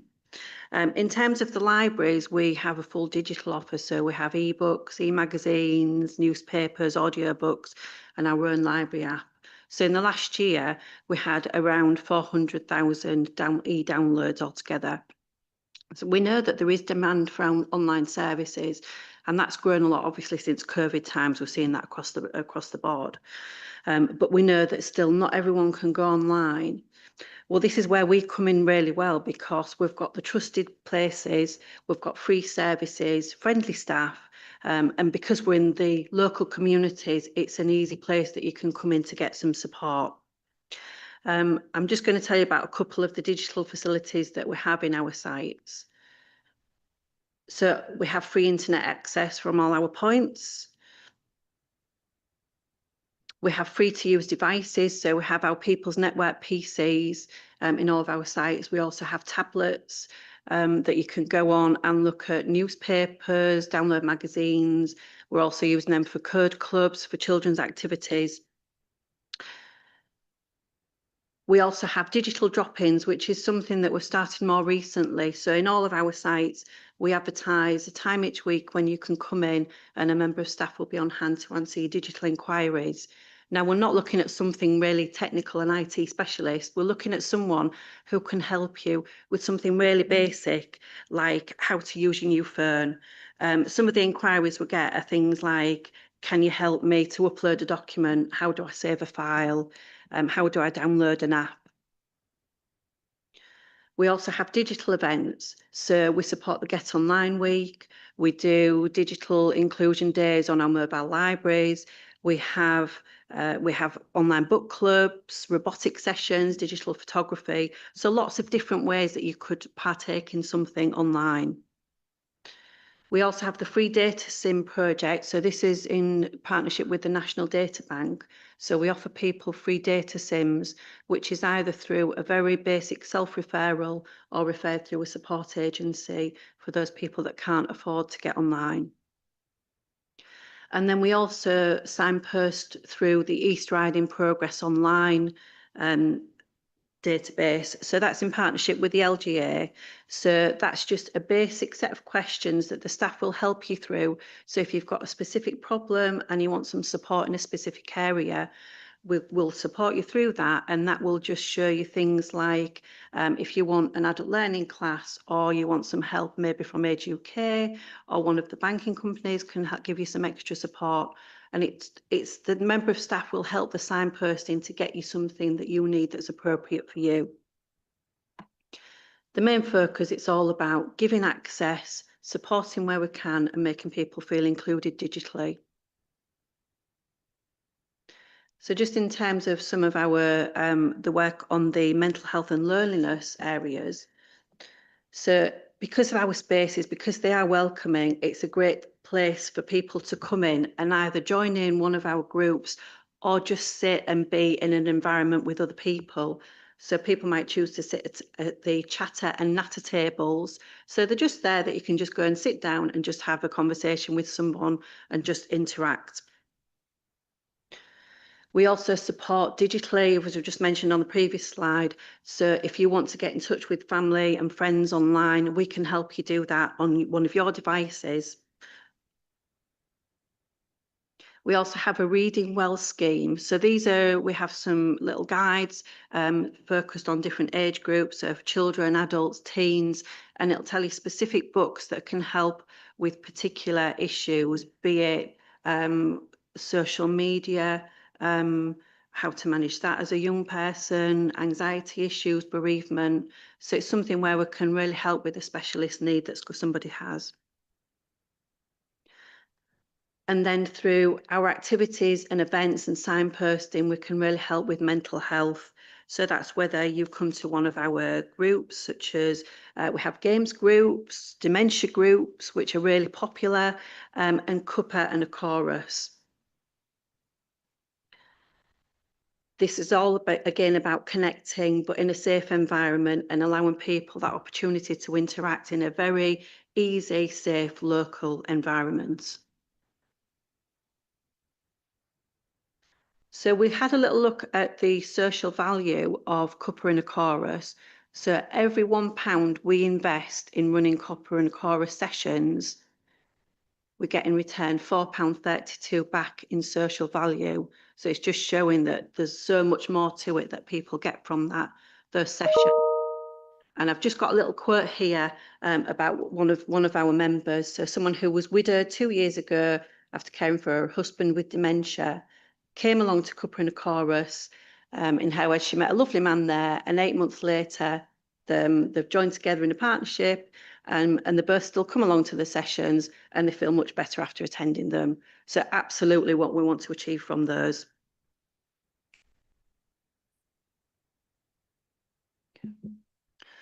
Okay, so I want just to keep this theme of social value on the agenda here. We do health checks, NHS health checks in libraries. Now we took a cohort of 233, and for every pound invested, the health check, social value wise side of things is worth £4.36. But maybe more important than that, from that cohort of 233 that we measured, 35 residents referred back to a GP. Now, I wonder if at that point the library service saved lives. Who knows? But there were people that were probably reluctant to go to a leisure centre or to see the GP. So that's very powerful. And this is a quote again, a testimonial from somebody that went into the library and had a look at and went onto the body tracks. And what we found as well is sometimes people are now coming into libraries for other things, but then joining the library and doing lots more things. And this was a prime example. Somebody coming in to go on the body tracks, take those measurements, those detailed statistic analysis. And by the way, our staff are trained in nutritional, some nutritional knowledge. So they're trained in basic nutritional knowledge. So, you know, they're parting with some good information. And we're linking them up with lots of other things that suit that individual as well. So it's almost tailoring the services that we're doing here. And when we talk about reach, next slide. Thank you. 67% of our library interactions are with, as Councillor Coltish said, with less than £40,000 per year. So it's like, if you like, it's a springboard for all these wider targeted audiences. And couple this with the library staff being one of the most trusted professions, we have a bit of a magic formula going on here, where we're planning and placing libraries at the centre of all these community activities and at the heart of the community in general. Now, what I'm going to show you now is a very quick clip of us doing those other things, reaching out to the community, okay? Now, this is about a pantomime in Goole Library, and it was targeted specifically at residents that may not be able to afford a ticket price at some of the more high-profile venues, shall we say. Very interesting. Have a look at this. I'm here today in Goole Library for Peter Pan, the pantomime. We're putting on this event in Goole today because we are trying to bring in new audiences from the local Goole area. So this has been a really targeted exercise at bringing in new people who may have not used the library before, they may use the library but might not engage in arts and culture. So we're really putting on this event for the local residents of Goole to come and enjoy and have a fun day out. Goole was highlighted as a place where people aren't engaging as much in the arts. There's lots of wonderful things that happen in the library. Libraries are special places, aren't they? There's so many things you can do in here as well. So really we just want to get people through the door. They're making noise and they're realising it's a fun place.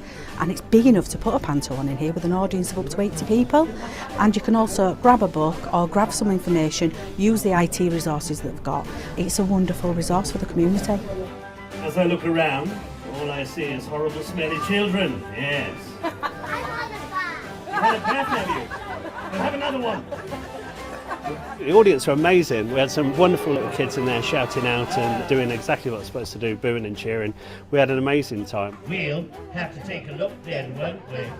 Utilising these spaces that are not usually used is a good thing. It's pulling the community in, so it's all a positive all round. We've really enjoyed it. It's good for Goole that we don't have to travel anywhere. First time we've come to a show, but we'll be coming back again. It was lovely. 70 odd people have been here, haven't they? You know, that speaks for itself, doesn't it? The people, this is what they're wanting.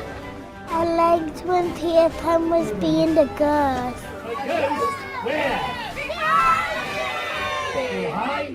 It's brilliant. Did you enjoy it? It's been brilliant, and she's really enjoyed it. So yeah, we'd definitely be back if there was any other shows like this. Would you come back to the library to see the crocodile? To take it. The response has been incredible. We've had so much engagement from people. We've actually sold out both performances.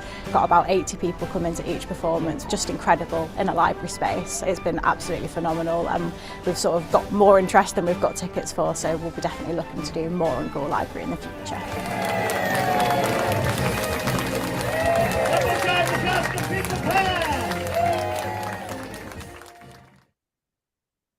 Yeah, thank you. It's powerful. It's very powerful. It's not just the offer that I'm getting again. It's not just the offer that the residents go to at that particular point. It's the other offers that they see that are going on at the same time, and then we get them coming back for other things, retention management going on at that particular point.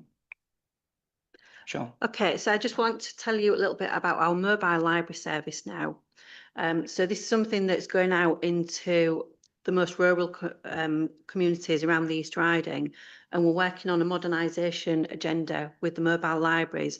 So I'm just going to highlight a couple of issues, initiatives that we've got going on at the moment. So we've got a number of cultural events that we've been holding with the mobile libraries. So that includes plays, puppet shows, we've had a planetarium, poetry reading, live singers, and we're very much aiming to get members of the community along to the mobile they might not have seen us before, but also to give them a chance to see a really good quality cultural activity in their local area. We've been working with a national company called the Micron Theatre, and they've been putting on shows in the East Riding. And that's from funding from the Arts Council. At the moment, they're finalising a show that they've written focused on East Riding mobile libraries that will be being played across the East Riding throughout 2026.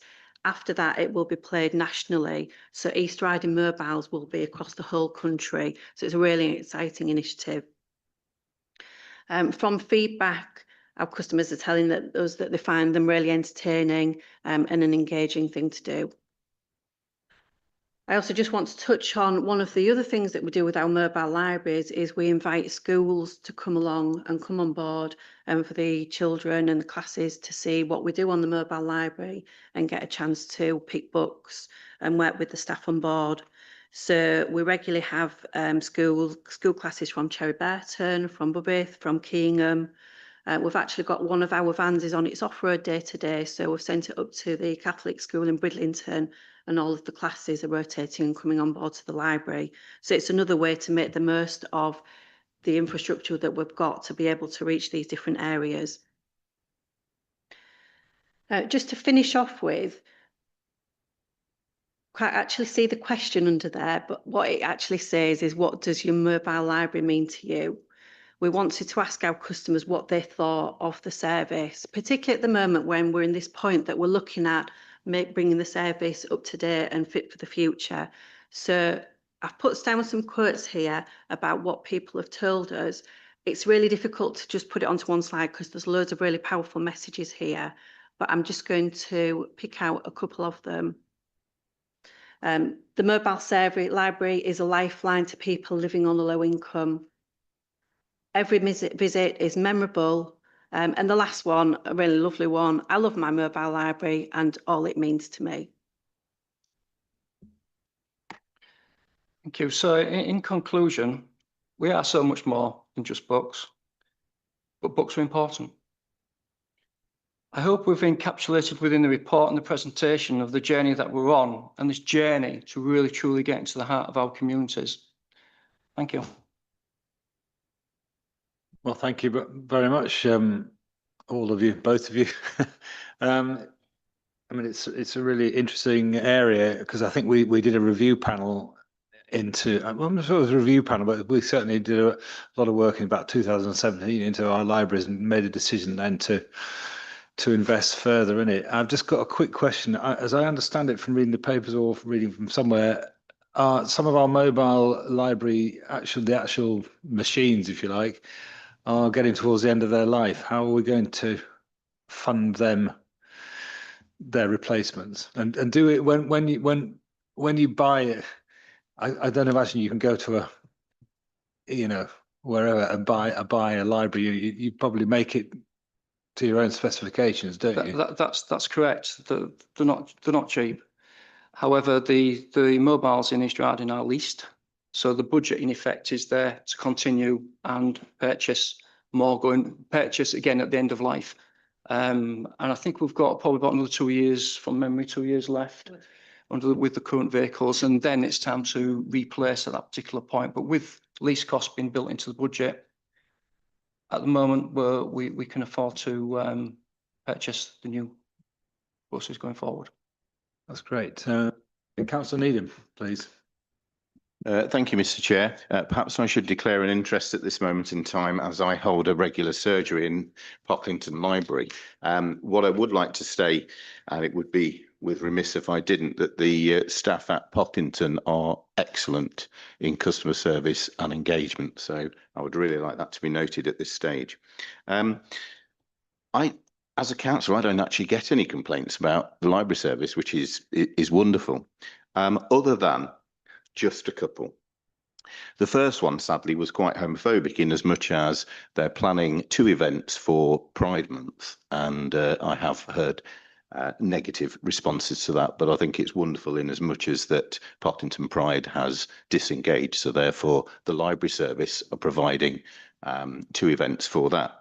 Secondly, the only other complaints I've had is with regard to opening hours and the fact that they sort of clash with bus timetables rather. So they come to Pocklington for their doctor's appointment, they want to make use of the service and quite often are unable to because of that. So in light of the fact that the library service is now costing us less and we're providing more, what are the opportunities for extending some of that library service provision? Thank you.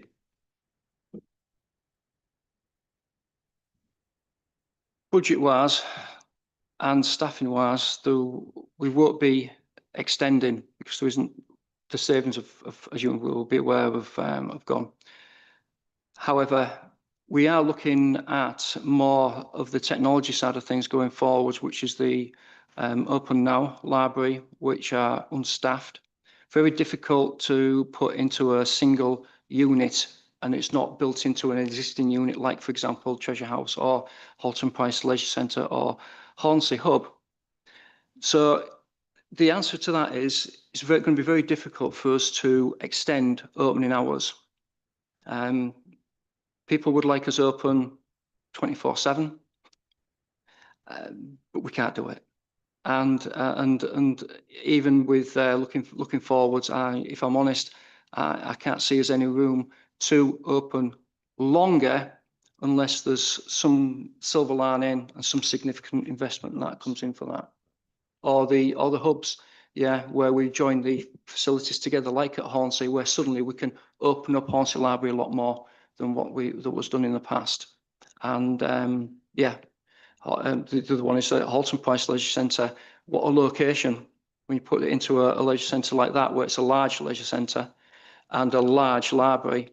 You've got a good formula there, and we have open library in there. We get a lot of people through the door for a range of different activities, and actually a lot of our customers use the cafe as well, which I'm sure leisure do appreciate that. So sorry, it's not the answer you wanted to hear, but thank you very much. Councillor Bibb. Thank you, Chair. I've got 2 questions, if I may. But firstly, I'd just really like to thank Kevin for an absolutely outstanding presentation. I think we should be very, very proud of the library services in the East Riding. I think all you guys deserve tremendous credit. I was slightly disappointed to see that councillors weren't in the top 5 most trusted professions, but I can't say I was totally shocked.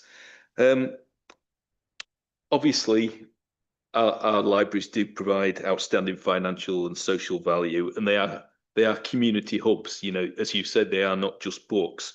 So my first question is to the portfolio holder. Would you please commit to continue to support our libraries, secure funding where possible, and if possible, increase library services? And the second question is in regard to rural wards. Would it be possible to get notifications for when the mobile libraries are going to be in our wards as councillors, so we can publicise that on our social media, etc.? Thank you. Thank you, Mr. Chairman. Yeah, so in terms of funding, I think there's a couple of elements to that. So in the report, it says that we have a statutory duty to provide a library service under the Public Libraries and Museums Act 1964. So that's one element. So there's no risk of libraries stopping because we have to provide them. But despite that, as you've heard from staff that are passionate, I'm really passionate about the service. Even if we could get rid of them, we wouldn't, because we recognise the value that they provide in all of those things that have been talked about: prevention and social value, reaching deprived communities, reaching rural communities, isolated communities. And the second element is that we're in a really lucky position in the East Riding that when lots of authorities around the country are looking at reducing service, we're actually keeping our service the same, or in many cases increasing service, as Kevin just mentioned, with the hub model, where we've been investing in our assets, investing in frontline services that affect everyday residents, and giving back taxpayers the money that they've worked hard for and paid to the council in that way. So when we invest in buildings like Hornsey Hub, like Halton Price, hopefully like Pocklington soon, then residents will see an increase in service, and that's a way of ensuring funding. Lastly, what I'd say is that I'm a staunch defender of our library service, and I would always fight for the funding it needs. I think it's in a really good place right now. Like I said, we're lucky in the East Riding to have the service we have, and lots of other authorities aren't in the position we're in to continue investing in a library service and have a library service that has the breadth and depth that ours does, especially with a mobile library. We're really lucky to have that, especially 4 of them that visit all of those locations. So I hope that that's reassurance enough that I'm absolutely committed to our library service and ensuring it has the funding it needs. Thank you. That's very reassuring, Councillor Cultish. Thank you very much, Councillor Bibb. Councillor Chair, could I just mention, Chair, that sorry, yes. There's another element to this as well. And we're very aggressive when it comes to applying for grant applications with a variety of different bodies. And we've been very successful. We've been building on this national portfolio holder status for quite some time now. And we're tying it up with many agendas from health to the cultural agendas, etc. So we are very aggressive. We've seen that coming forward in terms of winning the library, and it's very competitive, these markets now for winning grants in terms of the Libraries Improvement Fund. And we're also being encouraged to go for grants because of the national status we now have, encouraged to go for grants, such as, for example, when some of the work that we're doing on the health agenda, the Arts Council encouraged us to apply for grants, a grant for a project of national significance, which is some of the health agenda work that I mentioned within the report itself. So it's a coupling of both aspects, the local authority funding and the local authority support in terms of us being able to be, let's say, aggressive in relation to pursuing grants. Councillor Smith. Thank you, Chair. I'm going to just thank the portfolio holder who is here, because as you all know, when I was first elected, I was tasked with trying to save a library in a village, and I can confirm his passion towards saving libraries because he helped me do it. And I had confirmation very recently that was done. That library's in full swing and everyone's happy. My question really is, it kind of goes back to what my colleague Councillor Needham was saying about hours, but I think you might have already answered it. Is there ways in which you can maybe, rather than just have a daytime services, have an out of hours service? So people like myself who are at work, when they come home, we can go and access the services that the people who are not at work through the day have obviously the joy of accessing. And the same with the mobile library, really, because obviously I see that in my daily work, but that's in these villages, but it's through the day. And quite a lot of the residents in those villages will we will leave those villages to go off to work and come back and the library would have gone. I think you make a very good point, and one of the areas that we do need to investigate is the voluntary side of things in terms of potentially extending hours and working with other groups. There's a lot of conversations that have been had at the moment, a bit too early to go into them, but there's a lot of conversations that are happening now in relation to us potentially expanding hours of opening based on relationships and our position within communities now. So I think as we become more and more at the heart of these communities, more and more of these opportunities will arise. So it's important we really grasp that opportunity to get into the heart of the community and work with all these other groups, and hopefully successfully. And in relation to the mobile service is increasing its offer. That's more, it's got to be more than just about books. It's about taking council services into rural communities as well. We're starting to play and experiment with that now. And there's a couple of things that are happening that, Michelle, you may want to mention about the domestic abuse and other bits and pieces like that. We're working with other organisations within the council to bring more council services through our libraries into those rural communities. Yeah, if I can just update on that. So working with the domestic violence team, we've got some information going onto the vehicles, and we're looking at training at the moment that's going to be appropriate for the staff without it being the full high level training, but to have that basic awareness so the staff can really help in that first point of safeguarding. In the Domestic Violence National Awareness Week in October, the domestic violence team are hoping to come round with us with the vehicles so that they can be on board to highlight the service and what we can do for customers. In terms of general inquiries, so things that would normally be handled in our multi-service centres and customer service centres, we've set up a direct link so that if a customer comes on board and they've got a really urgent issue, that the staff can signpost straight into a trained customer advisor to get that specialist advice, because it's difficult to equip a library assistant on the mobile with the knowledge of all council services. So the better way to do it is that signposting link, which we're doing with lots of the partnerships, so we can get straight in to get that response to somebody to help them. And we've got some TV monitors that we've just put on board the mobiles, which again will give these key messages. So rather than having lots of posters that show lots of information that sometimes it's difficult to pick out, we'll be able to see things very quickly, so customers know what we can offer.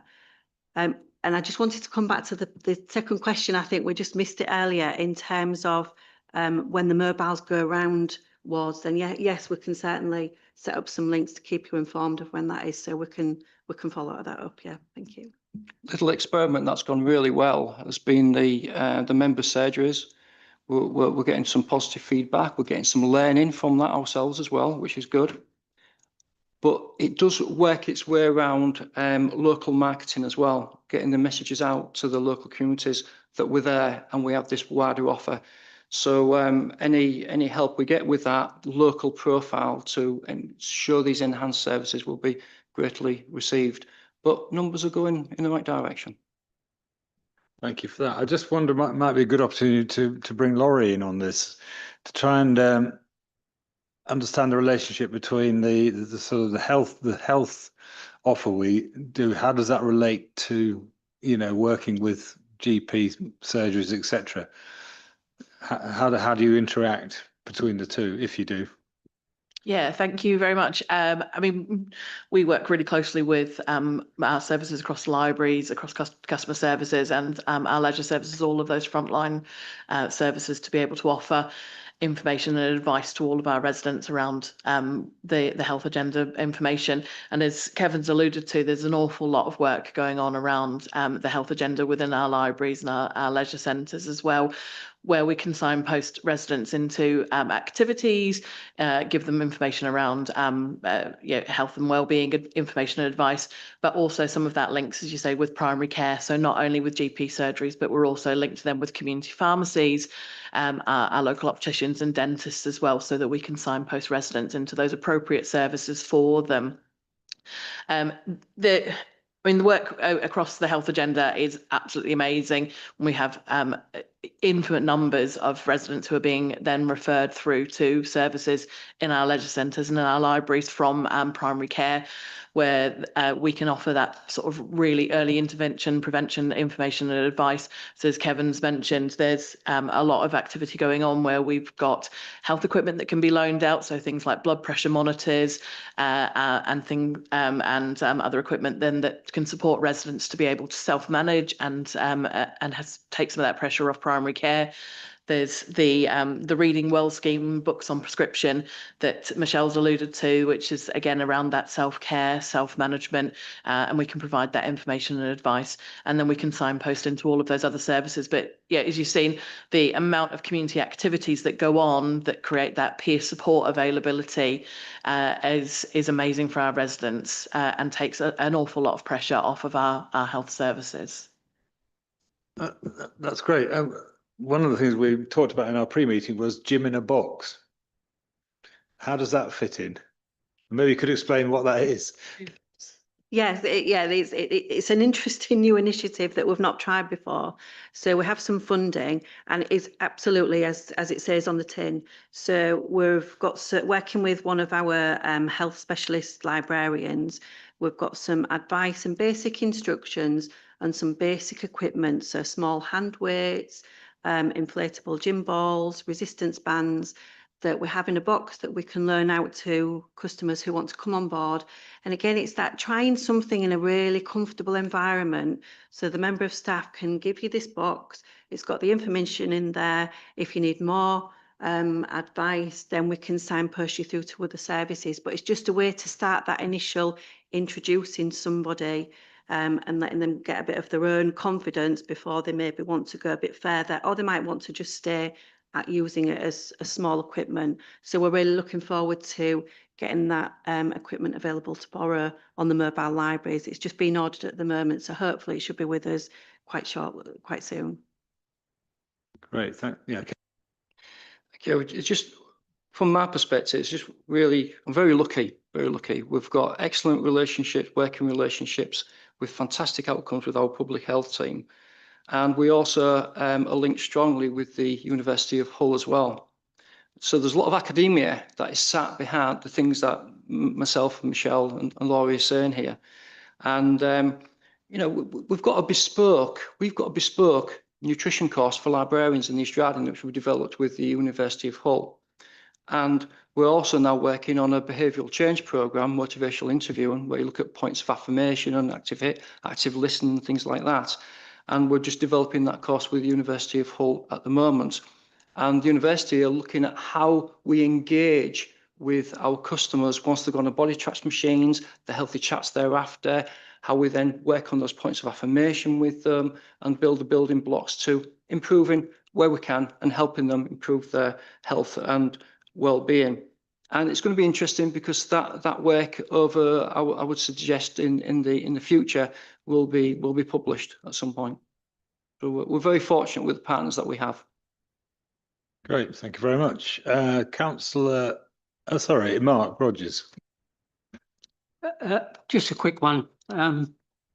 First of all, as a tenant, excellent service, you know, absolutely. And I can see a lot of benefit, even where I live, because I live amongst the elderly and disabled. But we haven't had a mobile library for a couple of years now. So I'd like you to know if you could look at having the caves, having that service, mobile service. And then importantly, your service, I can see being a vital tool to promote tenant participation. You know, because we spoke about getting it out there to the vulnerable and disabled. So, you know, I wonder whether that could be something that you could promote within your service. Thank you. I think it's spot on there with tenant participation. There must be a role for us going forwards. When you look at the testimonials that show that there's a lot more potential in those areas. So I totally agree. In terms of going to even more communities with the mobile service, it comes back to the original point I made earlier about the extent of the monies that are available to do it. This service does cost, although working in partnership with people may bring money in going forwards, which might allow a further expansion. But at the moment, it is what it is.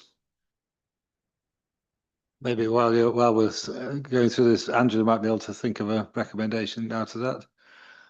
Chair, Not I think- necessarily now, but I think Mark's idea is brilliant, and happy to have a conversation with Michelle and Kevin about opportunities that we could explore. So yeah, absolutely can help on the minute for that.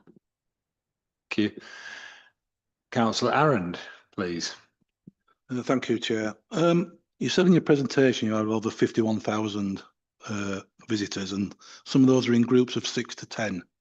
Are these groups sometimes at capacity, or is it just as 10 people? And if they are, is it because of lack of room or lack of equipment? And is there a way of upgrading it if there's a need for that group? It is due to capacity of the physical facility. And yes, we do push the boundaries. We are close to capacity on most activities that we do. And in fact, some of them we have to sadly send people away. Cup and Courses is a prime example of that.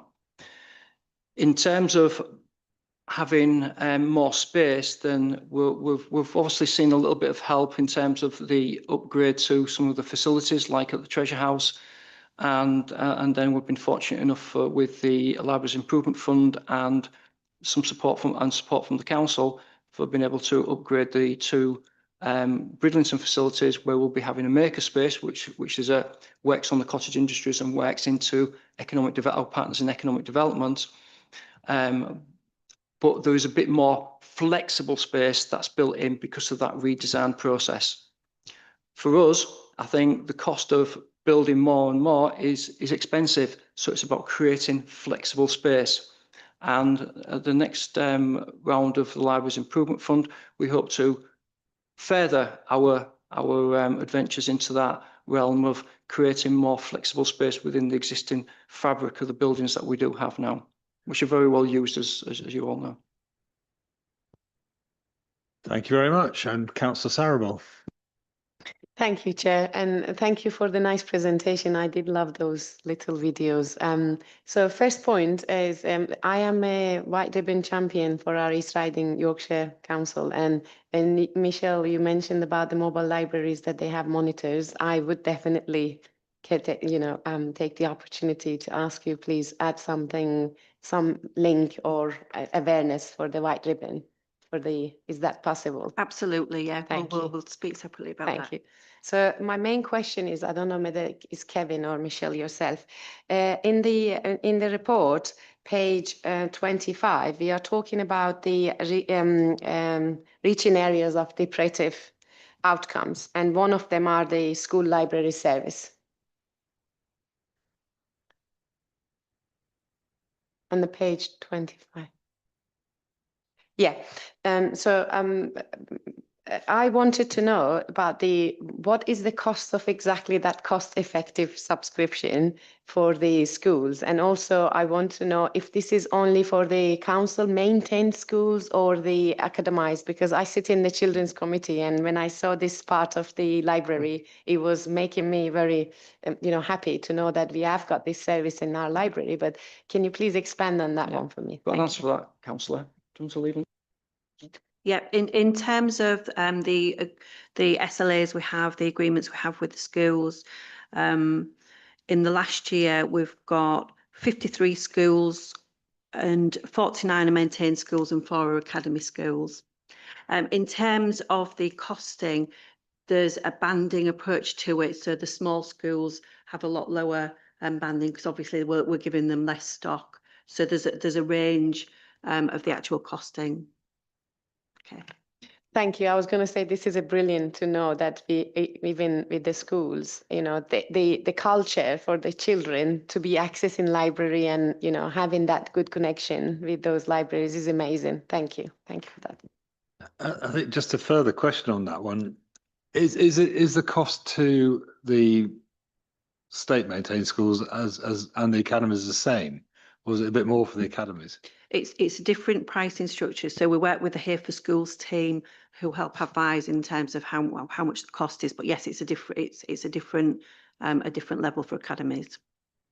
But is it a significantly different amount that would actually put academies off using our service? Because it seems a little bit discriminating against the kids, doesn't it? I mean, they don't know whether they're going to a state school or an academy, do they? I haven't got the cost to hand on that, so that's something we can always feedback separately to look at the cost to give you advice on that. But as I say, it's something we work with the Here for Schools teams in terms of advising how we work out the pricing structure. I think, Council, as well, it all links into devolved funding. So the devolved funding is ring fenced to the non-academy schools. Even so, from memory, it's still great service for the money. The problem is that the schools have challenging budgets, and yeah, we do get it's very appreciated service from those schools that do. It's not just about the books and the replenishment of the stock. It's also about working on whatever the projects are that they're working in a term. We provide project boxes to support that. So it's a lot more engagement than just about replacing the stock in their library, for example. And I think it's a fantastic offer that the schools have, and I'd love more schools to take it up. Yeah, thanks. I mean, it's obviously something. If you can get children reading when they're young, they'll read for the rest of their lives, won't they? So, I think it's a really important thing. And if maybe if parents knew it only costs whatever it costs, they might think that actually would be worth paying a little bit on top to have that service at school. I don't know. It's something maybe we should explore a bit further, and maybe bring it up at children and young people. Yeah. Thank you, Mr. Chairman. I'll be really quick just on that, how important it is children to read. I think I agree, and I think we agree, because we recognise that, and we invested £500,000 into Dolly Parton's Imagination Library to ensure all children get a free book each month. So the council is supporting that agenda, not just through that exact service, but also the Imagination Library as well. It's a good point, Council, as well, because the Imagination Library strategically joins up with our Little Readers scheme, with our summer reading scheme. It all strategically links up, and we can see the Dolly Parton, for example, has been very successful. I think we're 8,500 children now take part in that, and we have a phenomenal cross-marketing aspect that comes as a result of both Dolly Parton, then our Little Readers scheme, then our summer reading scheme, and even our festivals for children, our children's festival as well for reading as well. So it's all joining up, and it's quite nice to see now that there's joined up nature between departments as well as within my services that are within the library service itself. Great, thank you. Councillor Smith. I was umming and ahhing about to answer this, but I really do want to ask it. Is there still such a thing as a library card? And if so, how many have you got in circulation? And is there a cost associated with obtaining one?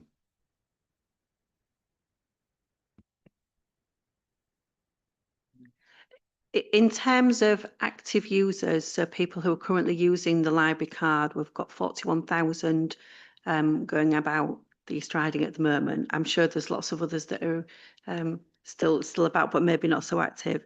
In the last year, we've got 9,000 new members joining, so we're still regularly issuing new memberships.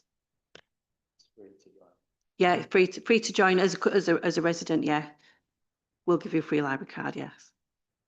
And one follow-up on that, when you go into schools and you're engaged, I'm going to assume when you take the mobile library, you're going to a primary school. I know that may not always be the case, but are you encouraging those young people to leave that mobile library with a library card or a form to join? We work with the class group, and so we can pass on information. But we've seen that has worked. So we've seen the increase in memberships. Absolutely, what we wanted to happen. Yeah. Council, we have a hard sell. Sorry, thank you. Council, we have a real hard sell when it comes to that type of thing. So, for example, not only when the schools come into the libraries and they see a performance, for example, which has happened in Bridlington North, then we try to ensure that every child leaves with the opportunity of having the library card and feels comfortable coming back into the library at a later stage as well. There have to be welcoming spaces, so it's an encouraging, a point of encouragement that we have throughout the whole service. Councillor Sarable. Yeah, thank you, Chair. I just wanted to add up on what Michelle said about the library card. They have a wonderful app that I actually use, and this is basically you link parents with two. I have two little boys that they actually actively go to library. But the wonderful service is about the app because they don't need to carry the cards if it's linked with the parents, and you can just scan them. So they have a lot of good accessibility in terms of accessing library for the children. Just wanted to mention that. Thank you very much. Well, I think we've drawn to a natural conclusion now. Thank you very much. It's been a fascinating insight into the library provision, and long may it continue to prosper and adapt to what our needs are as we go forward. And that sounds like exactly what you're doing, which is great. So thank you very much for that. We've just got another. Yes, sorry, we need to do some recommendations here. Firstly, can we thank the officers for their contribution to today's meeting? Thank you very much. That we commend the library service for reaching out to all communities in the East Riding through its many offers, as we've discussed. We made a recommendation that we should be notified as councils of when mobile libraries are visiting our rural areas or all areas. And the last one on here is to explore the opportunity or information about tenant participation. Sorry. Did you get that one? The tenant participation? Yes. So yeah, happy with that one. Yeah. Can I have a recommendation of about school library service? That since we said that we're gonna, I sit in the children's committee, so can we work with that part of the, to see how we can explore some funding or some activities that it connects the library to the children's schools? I'm sure Liz will put it in some nice draft for me, but you got my, yeah, thank you. We could have a word with the Vice Chair of Children and Young People. Okay, thank you very much, everybody. We've just got two short ones to finish with. If you want to stay, you can. If you don't want to, we won't be offended. Okay, so item 5 is the work programme. Anything to report on that, Liz? No, nothing to report. Did you want to say anything about the briefing note that I sent out during the week? Well, just to point out that obviously we've got recess coming up. So the next meeting will be 11th of September. We've got Crown Prosecution Service, Prison Service and Probation Service coming to that one. We haven't actually got any scope for the Crown Prosecution Service, so it will presumably just be an update on what services they provide. But if there's anything else that you want specifically from them, let me know, and I'll see if I can include that in the email when I email them nearer the time. And yeah, there was nothing added to Cabinet's floor plan of key decisions, so no updates there.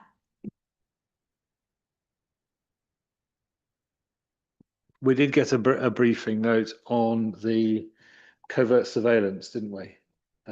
So have a read of that when you get it. Otherwise, thank you very much for coming this morning and attending and making it an interesting meeting.